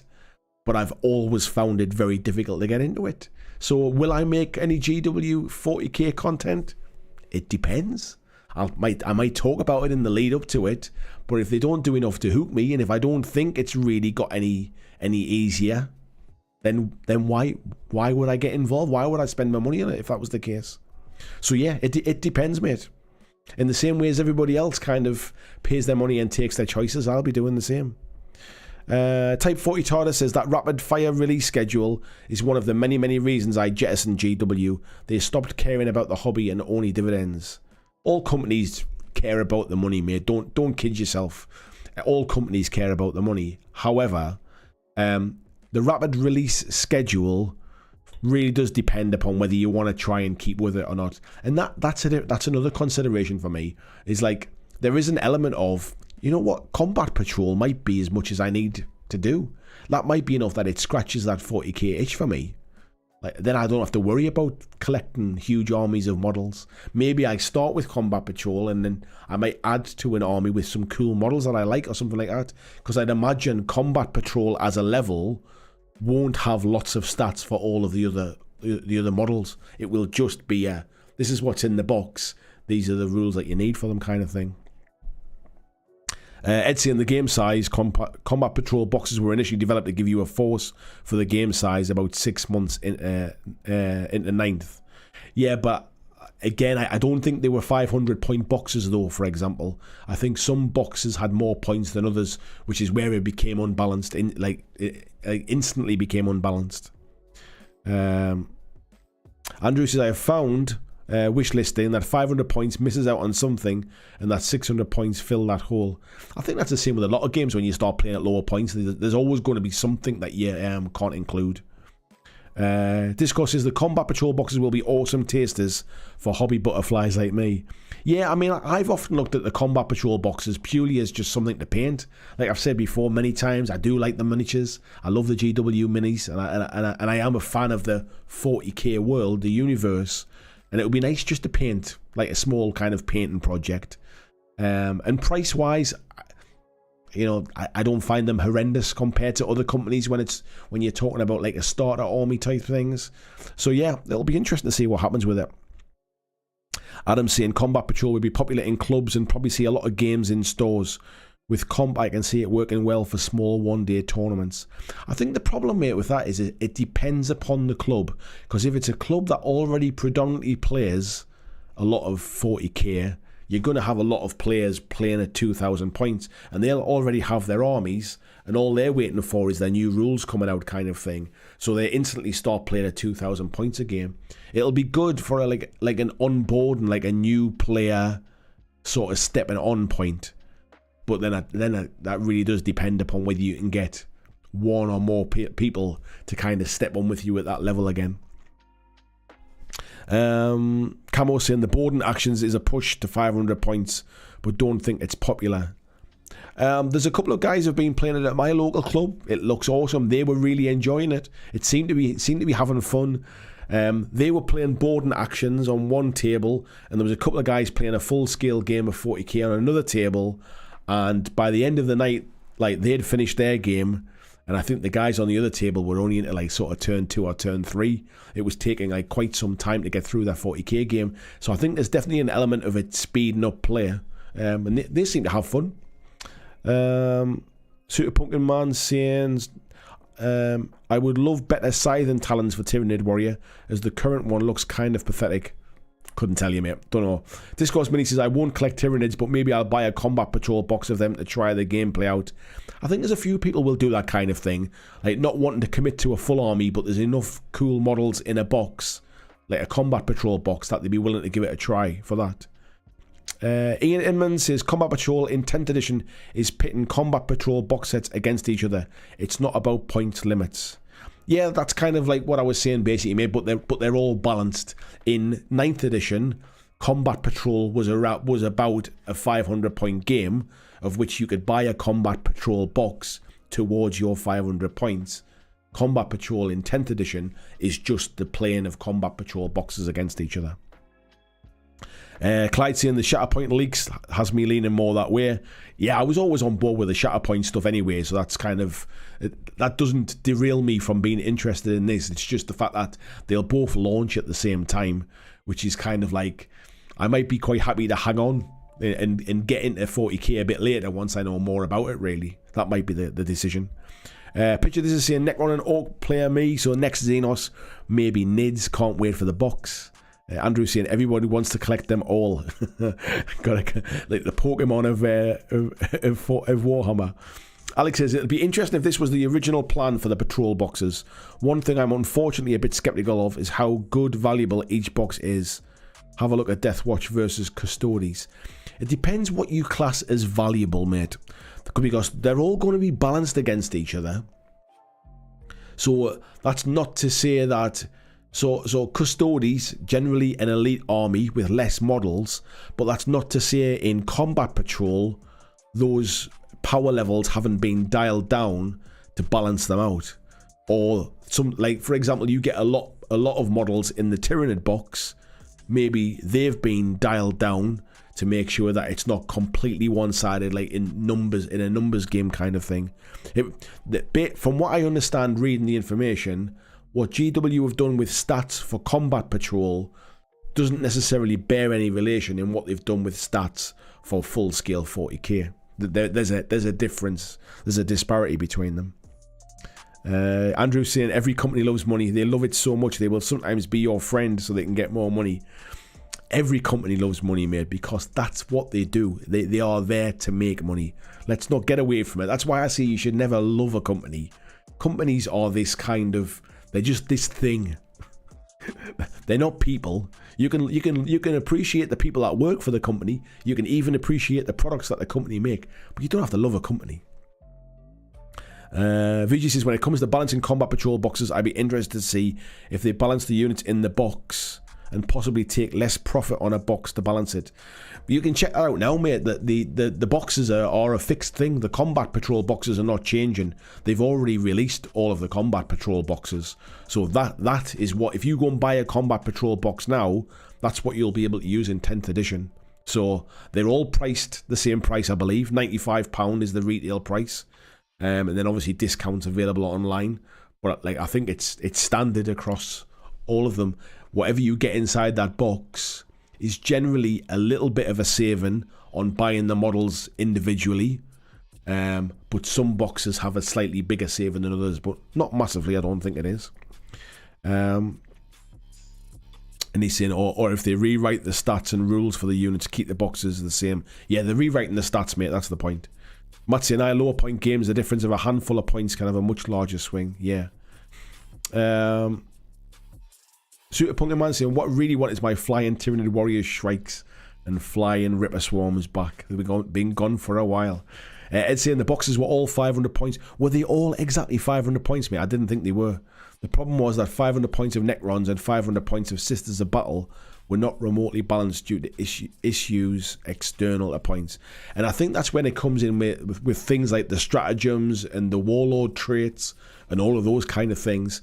All of that's been taken out, I believe, from Combat Patrol. And that's what I mean by about how they're balancing them. It's the way they're making it sound is if it's a slightly stripped down version of the Warhammer 40k rules.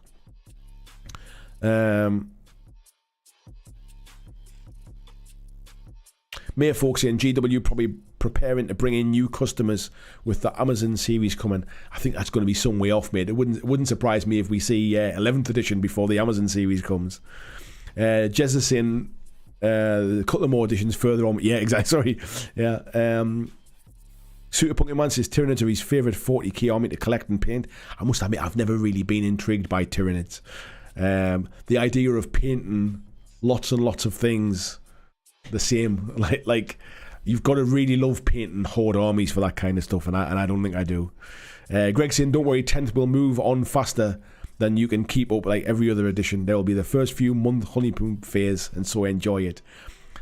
Why am I sensing a little bit of negativity from you there, Greg? You seem a little bit down on this. We don't know that much about it yet. You seem like you want to dislike it before it's even arrived.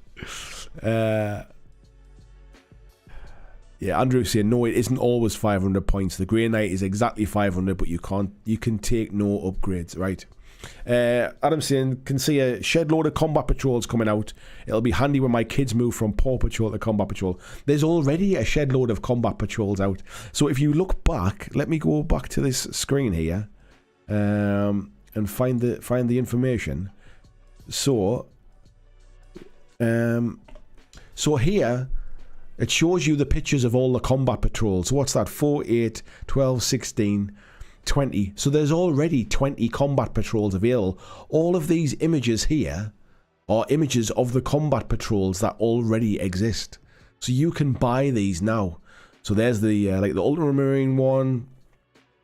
There's a Dark Angels one here as well. There's a Blood Angels one. There's Space Wolves.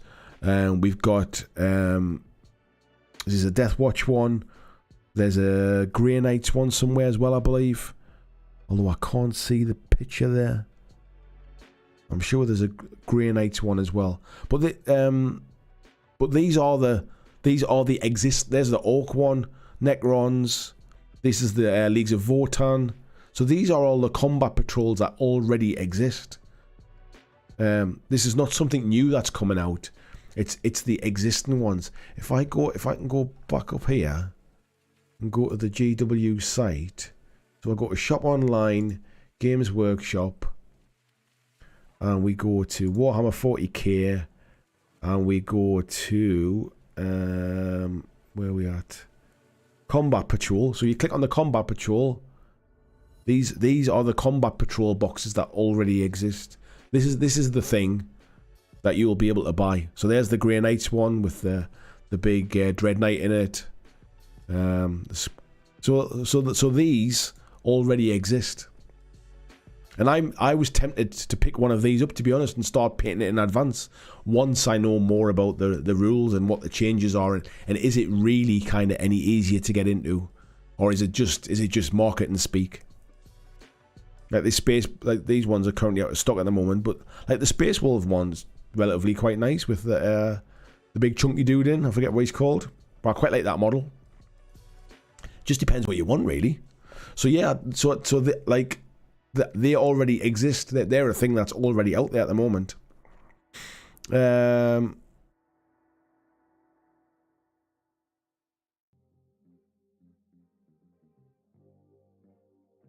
Alex is saying there, what Combat Patrol army box would Andy buy? You know what, mate? I don't know. Is my honest answer. I've kind of looked through them, and I'll be honest, it comes back to the conversation I had before about I do keep coming back to Space Marines because I quite like the models. I'd have to have a look at the ones that I feel like I could be interested to paint, mate. I think is the thing. I don't really like painting lots of the same thing. When I say painting lots of the same thing, I mean, like, as I said before, like horde armies. Like I don't think I could bring myself to paint like orc after orc after orc in the same way I couldn't bring myself to paint like what they call like Astra Militarum, the basically the what were they called again, the soldiers guys. Basically I couldn't paint myself like loads of them, really. Same with Nids, I couldn't paint loads and loads of them, but like a combat patrol box of Marines potentially. Murphic Bear says, which Space Marine chapter do you like most? I'm not really that up on them, mate, if I'm perfectly honest, to know which one I like the most, really. I think I'd potentially kind of just paint something like my own kind of chapter type thing or something like that. Andrew saying, great, now I've got the seed to do a corn army but convert the flesh hounds as Paw Patrol. Vijay says, I guess we all have our biases even when they create cognitive dissonance. No, I think the difference between painting a Space Marine army and painting a Tyranid army is very much different in the number of models. That's what I mean. Type 40 Toilet says, honestly, I have completely soured on GW as a company. To me, they are an example of a gaming company sells out and goes greedy. Do you know what I mean? They're all greedy. Like they're all trying to make money. It's not about the difference with Games Workshop is they are a publicly listed company. They're a PLC and they have shareholders, and so their profit is sort of based upon making more money than they made last year. That's any big company has that same mentality. The difference is that in our little hobby world, they kind of stand out against the other companies because none of the others are big enough to be on that same kind of scale. Like if you compare them to Wizards of the Coast act in exactly the same kind of manner. But yeah, if you're comparing them to Corvus Belly and Mantic and Weird and all of those companies, they're on a much smaller scale. So their whole ethos is probably slightly different. They all still want to make money. They all still want to make sure that they can pay all of their staff and they can sell lots of cool stuff. Jez said, I potentially get suckered into a Gene Stealer cult if I didn't have to paint 1 million of them and buy 10 books. I don't think you need to buy 10 books anymore, mate. That's the whole point. Imperial Guard, Alex. That's why I was trying to remember the name. My brain went blank there. It's been a long day. Zingbo says homebrew chapters are the best Space Marines. Yeah. Matt says custom chapters are always a lot of fun, especially when you start coming up with backstories to chapter characters and homeworld and stuff. I don't know enough about the 40k world, to be honest, mate. Like I'd be literally picking a colour that I like the look of, like a paint scheme that looks cool, and eventually I might come up with some kind of backstory for it, but I don't know enough to really make it fit in with background lore and stuff. Type 40 Todd says, true, they're all greedy, but there are levels. To me, no gaming company should be publicly traded. I want the game driven by gamers, not shareholders. I honestly think it's a little bit idealistic, in the same way I think I've probably had my opinions coloured by the fact that I used to work for a big company, and that company used to supply products to other big companies, and you realise all big companies are exactly the same, and it's a case of when a company becomes the size it is, it has to act differently. I'm not saying it's right, but they do all act differently because they all have different kind of goals, and they all have different requirements in order to continue to trade. And there's an element, especially when you're a publicly traded company, that you have to do certain things to keep shareholders happy, otherwise those shareholders go elsewhere. And when the shareholders go elsewhere, that's normally when the company fails. And it's not because you're not making cool products, it's generally because the shareholders can make more money elsewhere. And I think the difference is in our hobby, Games Workshop were just the first, basically. They were just the one that managed to monetize it in the best way. Matt says, if it wasn't GW, it would be some other gaming company taking their place and being the big bad. The problem is when they abuse such a position of power to keep other companies down. I think all companies do that as well, yeah.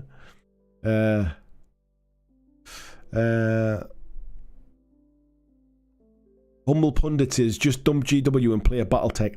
I've got no interest in Battletech, mate. Even if Battletech were the most ethically funded company in the world, mate, I'm just not interested in Battletech. And he's saying the mechs are cool. I don't personally find them cool, mate. That's why I don't play it. Adam Marie says, is there a Star Trek away team type skirmish game? I think that'd be excellent. Star Trek away team. I don't know, mate. I don't watch Star Trek. I don't know much about that either. Anyway, while we are on this subject as well, what we'll also do is take a look at some Star Wars Shatterpoint stuff as well.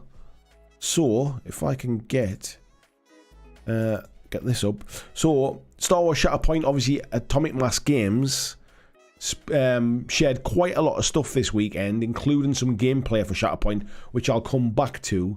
However, they also showed off some new units that are coming to Shatterpoint over the next 12 months or so. They said within the next year.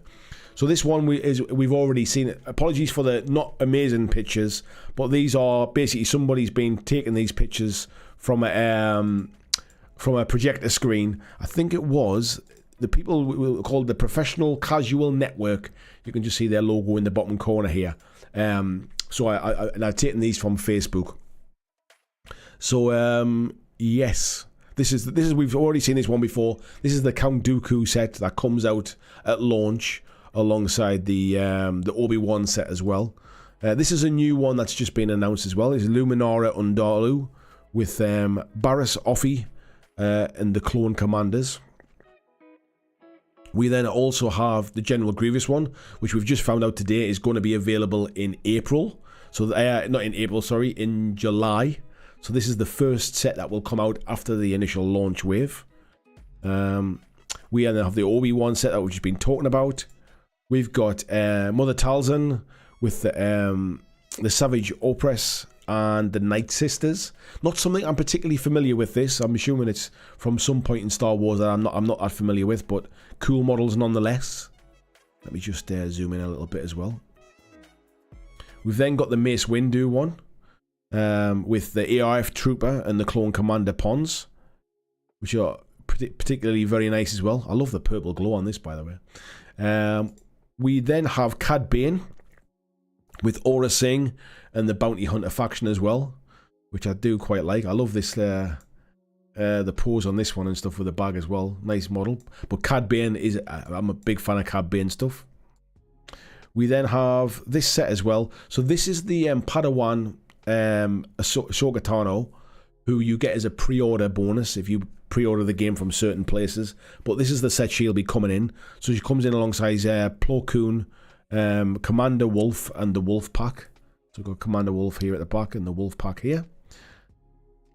We then have Padme Amidala there with Sabe and the Handmaidens. We then are starting to see some of the original era stuff coming in as well, with Vader and the Imperial Stormtroopers, which I do like that with the cape flowing there. I must admit, it looks pretty cool. Looking forward to seeing those. We then have Luke, Leia. We have Lando Calrissian, and we also have R2-D2. Very much from the Jabba's barge type thing, with R2 with serving drinks on his head as well, which is pretty cool. I do like that. We then have the Ewoks coming as well, and there was some rumour I read online. I don't know if it was confirmed or just a rumour, but these Ewoks are going to be part of two different boxes. One set will come with C-3PO, and one set will come with a Princess Leia model. Now that might be getting confused with Legion stuff, but that was one of the things I'd seen online, but not confirmed. We then have the Inquisitors here with the Grand Inquisitor, the Third Sister, the Fifth Brother, and the Fourth Sister. If anybody saw the Boba Fett, was it the Boba Fett show, I think? Or I think it was the Book of Boba Fett that we saw these in, wasn't it? You'll definitely be more familiar with them from that. We then also had a render there as well of Idio Versio, or is it? Yeah, I think it's Idio Versio, who's a character from the Battlefront games, or Battlefront 2 game. We've got Han Solo as well. See the render for him on his tactical rock there. We've also got Mandalorian and Grogu. And last but not least, we also saw the Star Wars Rebels team as well. So from the Ghost ship, we've got, if I'm trying to remember their names now, we have Chopper, we've got Zeb, we have Hera, we've got Kanan, we've got Ezra, and we've got Sabine Wren as well. They are my brain working overtime there. So yeah, some cool stuff coming down the line for Star Wars Shatterpoint.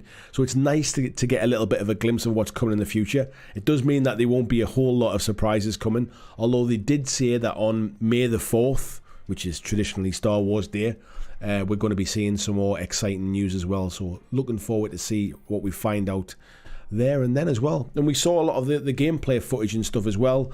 Some demos about how the gameplay. Really impressed with how the game played. It was what I hoped it would be. So some of the things like how the dice worked, how those the stance cards worked, with how like you decide basically how it was like branching combat trees, all of those kind of things. It was quite interesting to see how all that worked, and I'm looking forward to getting my hands on it.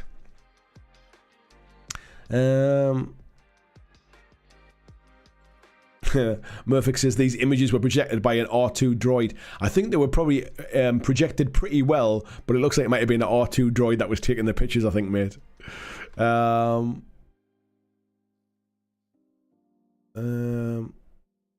Matt says, I'd like to say Shatterpoint was too spicy for me, but I spent £144 on the Horus Heresy and another 120 on various tanks. So I think that's another thing. Like, it's one of the things people were talking about with Shatterpoint, going, oh, it's way too expensive. It's an absolute fortune kind of thing.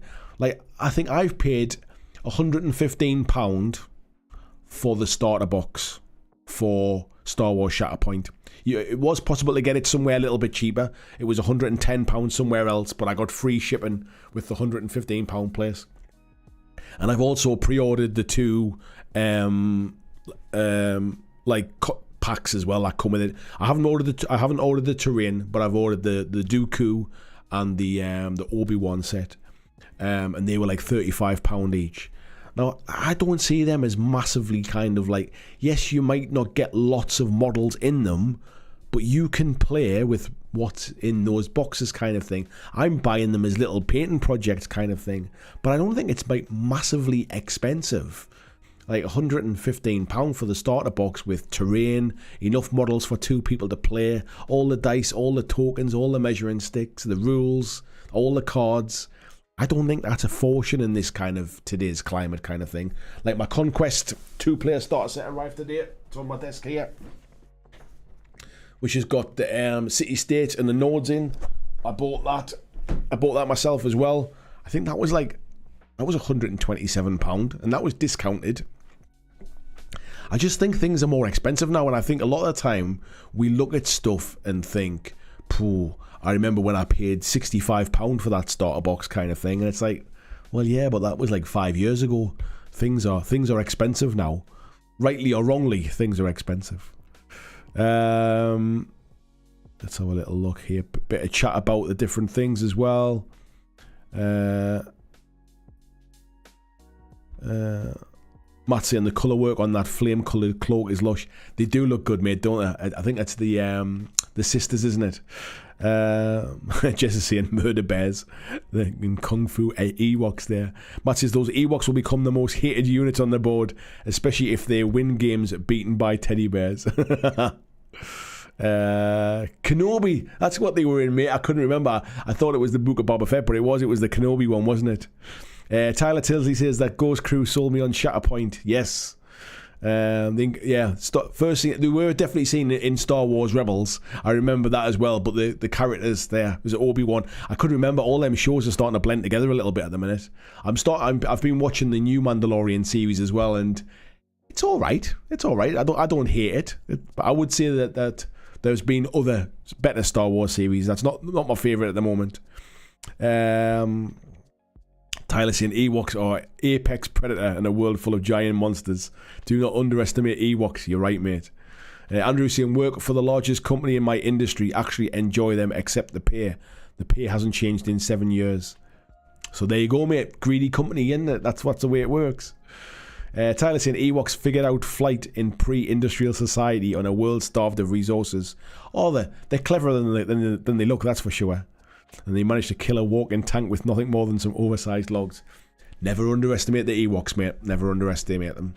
So yeah, so there's a lot coming for Star Wars Shatterpoint down the line.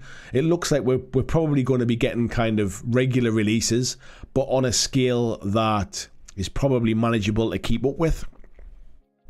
It wouldn't surprise me if in the early days we get quite an influx of stuff, so that we get a lot of choice on the tabletop initially, and then I think it will ease off a little bit, in kind of in a similar way to Marvel Crisis Protocol has.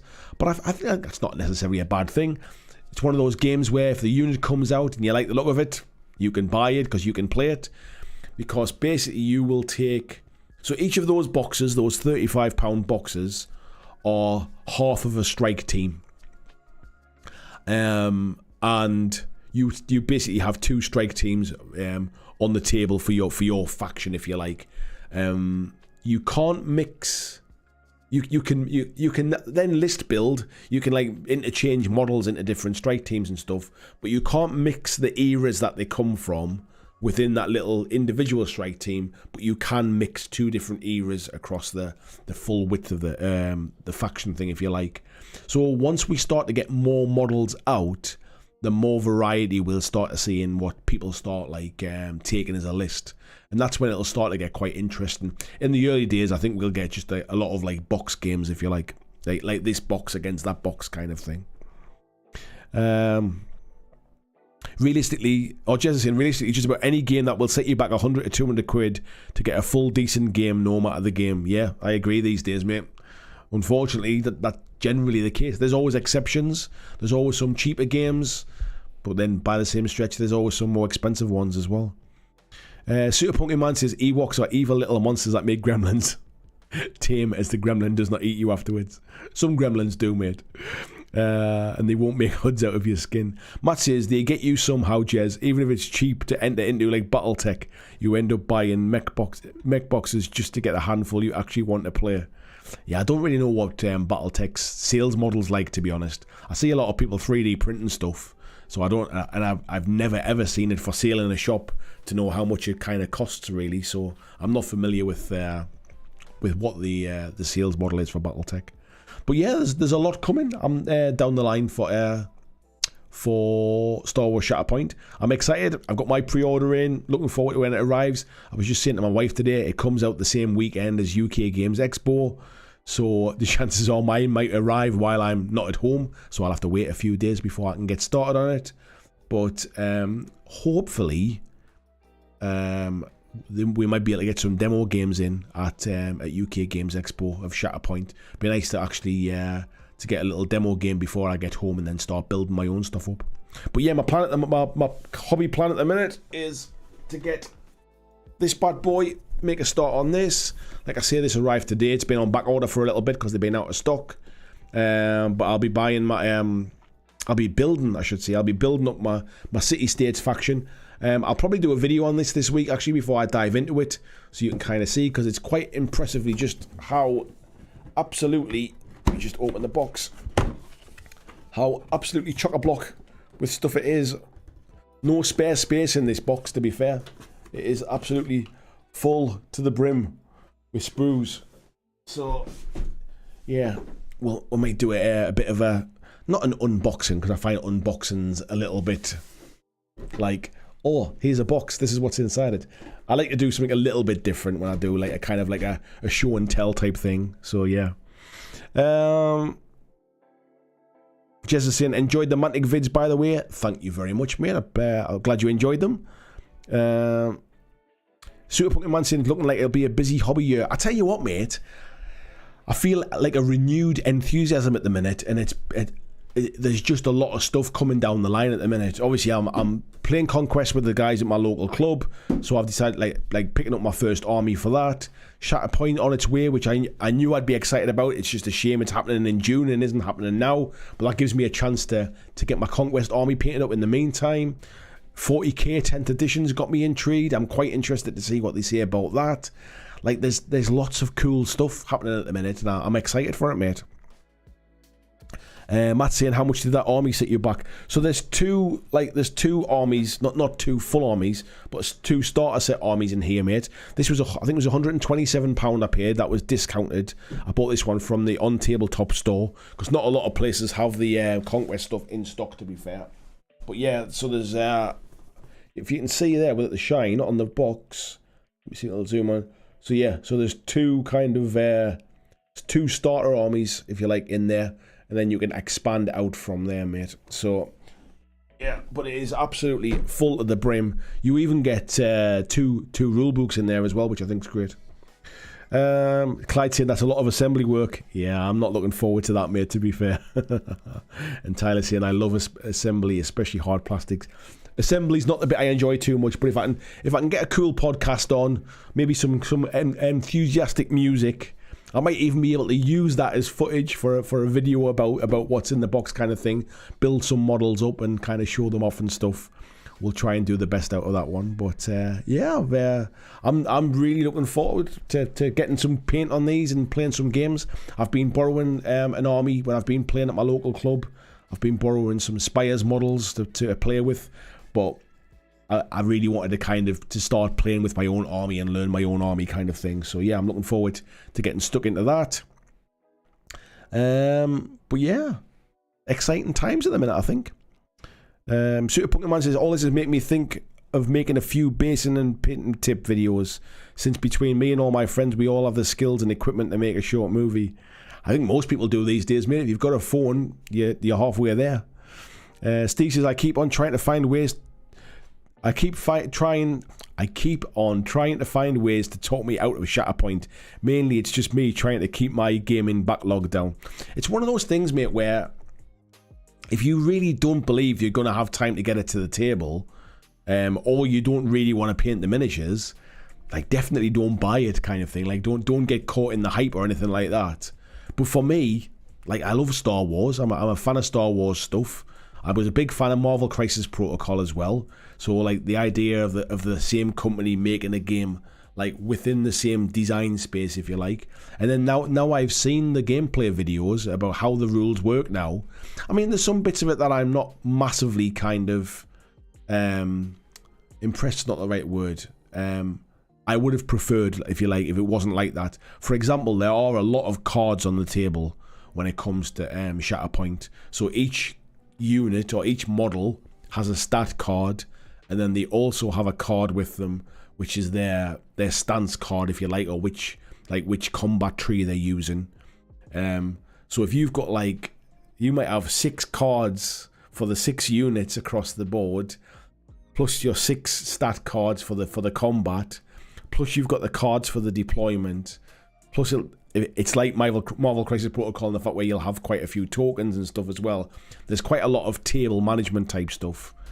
It would have been nice if there wasn't so much, but then on the flip side, everything's in front of you for the entire game, so all your stats and information's there for you. The game's on a 3x3 table, so it's not like it's taking up massive amount of space. Like, I'm already looking at stuff to like 3D print some terrain and try and get a table already built and kind of painted and set up for it for when it starts. I've been looking at the Corvus Games terrain 3D printing STLs. Their stuff looks really good. So yeah, I'm just trying to plan ahead for it, really. Steve saying, mainly I think it's the amount of time. Turns out adulting just takes out too much time.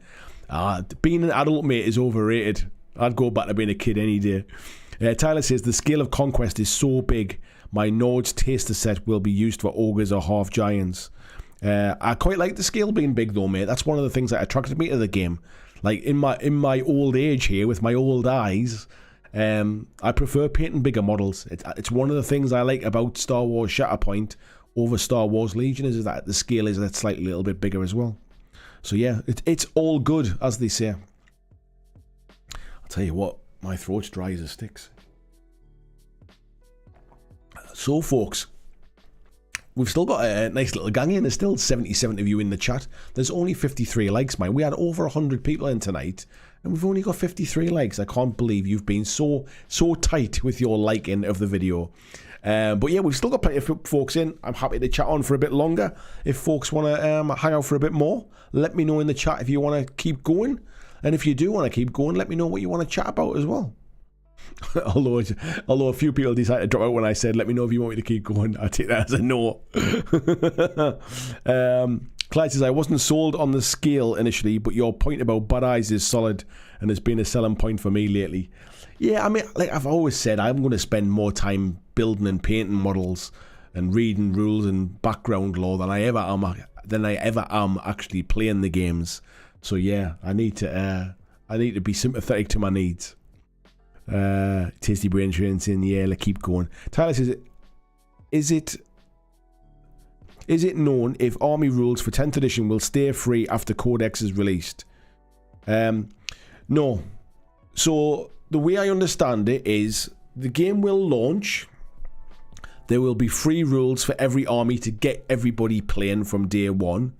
And then as each Codex is released, I assume they will take down the free rules from online. So the free rules for that army will be will disappear, and the rules will then be in that particular Codex. You could, in theory, download all of the rules on day one and save them on a hard drive kind of thing. Save them on your computer and then just use them. But they're not going to continue to be free. Jess says, I've been building a 2.5 foot square board and painting some ogres too. Nice one, mate. Tizzy Brentrin says, any thoughts on other reveals from Adepticon? I didn't really see any other reveals, if I'm being honest, mate. The Conquest revealed some really nice new miniatures. So I'm looking forward to kind of seeing some of those up close, because I only really saw them from some kind of like some photographs online. What else did I see? All of the Star Wars Shatterpoint stuff, obviously all of the GW stuff. I didn't really see anything else, mate. Haxan, excuse me. Haxan is saying, I really enjoyed painting the larger scale models for Oathsworn. I don't think I've seen any Oathsworn miniatures, to be fair. Super Punkin Man says, when it comes to Shatterpoint, I hope some of the clones have the Mark 1 helmet, which looked way cooler than the more Stormtrooper helmet. I'm sure there might be a mixer at some point. Ariel saying, has anybody found the new Vallejo Express colour watery compared to contrast paints and speed paint? I've only tried contrast paints, mate, to be fair. I've never tried any of the other two. Matt saying, Imperial Guard players are going to bash their heads against the nearest desk. Their Codex only came out a few months ago. Yeah, I do feel a little bit sorry for them. But to be fair, it only came out a few months ago. The new game's not coming out for a few more months. You probably still get 6 months out of the book, I suppose, from the points wise. So it's better than getting caught like just buying a new book today kind of thing. Clyde saying, you doing that Conquest box for this month's challenge? Something tells me I won't get this painted by the end of the month, mate. Jez is saying, if people are after an interesting and fun horror minis, Annie from Bad Squiddo has got a great Kickstarter going at the moment. I'll tell you what, mate, let's take a look at that. Let me find it, and let's have a look at Annie's Kickstarter, so we can share it off. Bad Squiddo. Let me have a little look. Is that her Kickstarter there? I think it might be. Here we go. So let's see what she's got. There's 5 days left to go. So Annie at Bad Squiddo Games, for those that don't know, Annie was a guest on my live show a little while ago, and we had a big chat about her business, Bad Squiddo Games, and had a good old natter just over random stuff as well, to be fair. We should get her back on sometime. And she's doing a Women of Horror at the moment. So let's have a little look at the minis. So she has got Vampire Royalty there. She's got Vampire Acolytes. Victoria Frankenstein and her crew. Pretty cool. She's got the Allured. Outcasts. Is that Mystic and Cossack? They're quite cool models. I like those. We've got Chun-Li, the bounty hunter. I did see something where she'd said that Chun-Li was a bit of like a just like a code name for it while they were busy making it, and she forgot to change it. So that was now forever known as Chun-Li. We've got the Town Guard there as well. We've got Luda the Ogre. And we've got is that Elmer the Werewolf there? Yeah, Elmer the Werewolf. Got some ghouls as well, and then there's some stretch goals as well. Turkey Man, which has been unlocked there as well. And we've got some elite mummies. We've got some vampigs as well. Vampire guinea pigs. We've got some vampire hunters there as well. There's a bat vampire to be unlocked, which is the next one up. And we've got a necromancer and assistant waiting to be unlocked as well very soon. So yeah, if you're into those kind of Sculpted minis for your games of D&D and things like little mini agnostic games, or you just want some cool minis to go and paint, head over to Bad Squiddo. In fact, let me just copy that into the chat. I will copy that into the chat there, and if anybody wants to click in it and go and have a look at it, you can check it out. There you go. VJ saying Chun-Li needs a spinning bird kick. Yeah, you're not wrong, mate. You're not wrong. Let's have a little looks. Clyde saying her stuff is awesome. Have an all-female samurai group to use in Osprey's Ronin rules. Nice one. Matt saying I'm sensing a theme here. Yeah, definitely, mate. Machine Gun Devil Dog says I can't see getting Shatterpoint because I have literally over $1,000 in Legion. Yeah, Legion's never really been my bag, mate, to be fair. So Shatterpoint's exactly the kind of game I've always been looking for, really. Super Punker Man says I think 10th launches during the summer. If it goes by previous editions when they've launched, they've all launched in June, I think. So I would imagine June would be a good bet.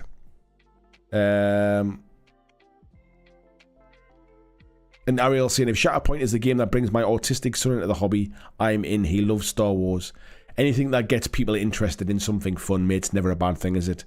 Matt says, I'm just checking out our page. I dig anyone who would put bunny rabbits into Mad Max style cars. Absolutely, mate, yeah. Just saying, great minis and good company too, yeah. Alex says, you posted an Ace video a few months ago looking at chasing the false prize balance with an example of games stagnating because of it. Forgot which. I'm very glad GW seem to be focusing more casual. Yeah, do you know what, mate? I think it's absolutely the case where basically if you can chase, we don't really like. We want the illusion of balance. We don't really want perfect balance, because if we all wanted perfect balance, the best way to do that is just have one faction and everybody plays that one faction. So that would be how you would get balance from the start. But we don't really want that. We want this illusion of balance, because as soon as a model activates, the board game, like the board state changes and balance is gone, hasn't it? As soon as one model is taken off the board, the balance shifts again. So what we want is we just want to feel like we're in the game. We want to feel like we've got an equal chance of winning the game, kind of thing, really. But very vocal, competitive communities can sometimes drive a company to try and sort of balance the nth degree out of something. And unfortunately, that can then lead to stagnation in development, because essentially when you bring something new out, there's always a case of, well, the rules are a bit crap on that. There's other stuff that does that job better, or those rules are too overpowered, that needs nerfing, kind of thing. And so it ends up being very difficult to create within that game space. And that's what happens, unfortunately, for a lot of things. I think the idea is games like Marvel Crisis Protocol and Shatterpoint and stuff, where there's a lot of interchangeability, where you can move one model out and move one model in, and it changes how a squad plays or how a team plays, is generally the way to try and balance that. When you're trying to balance huge big armies, it becomes very, very difficult. VJ says, I'm going to have to pick up some of the Vampire minis to paint for Angela for a Christmas gift. Yeah, and he does a lot of cool stuff like that, to be fair.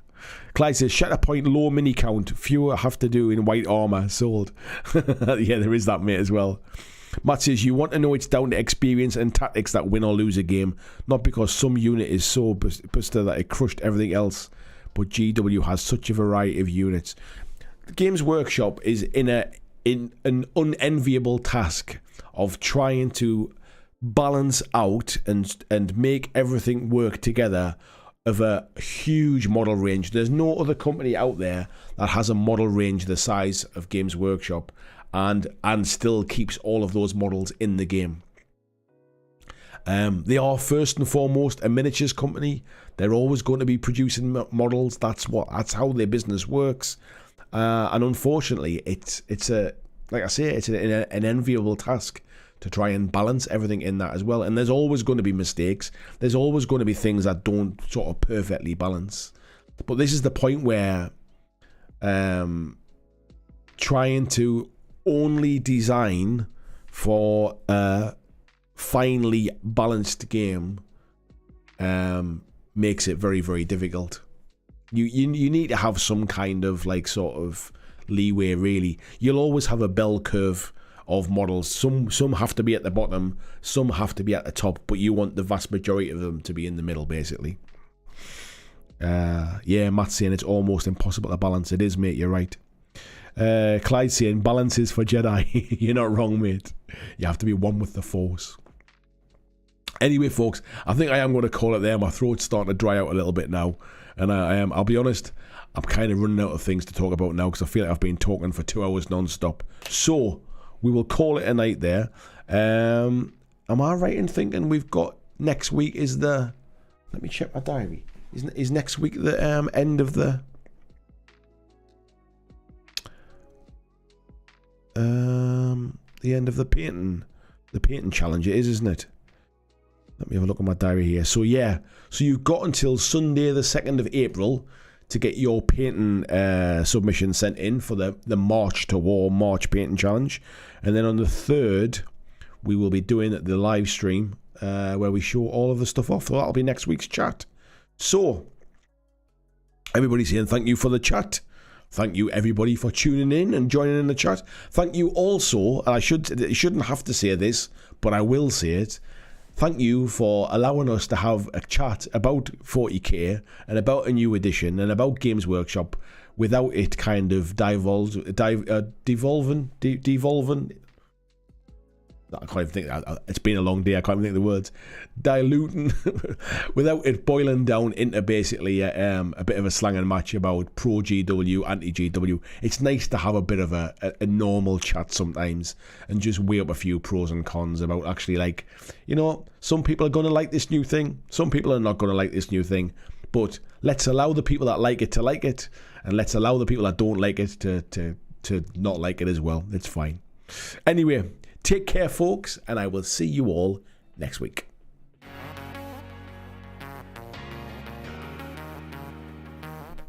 Dissolve. That's the word I was looking for. I'm not allowing it to dissolve into a bit of an angry chat. Anyway, it just popped in my head. Thanks very much, folks.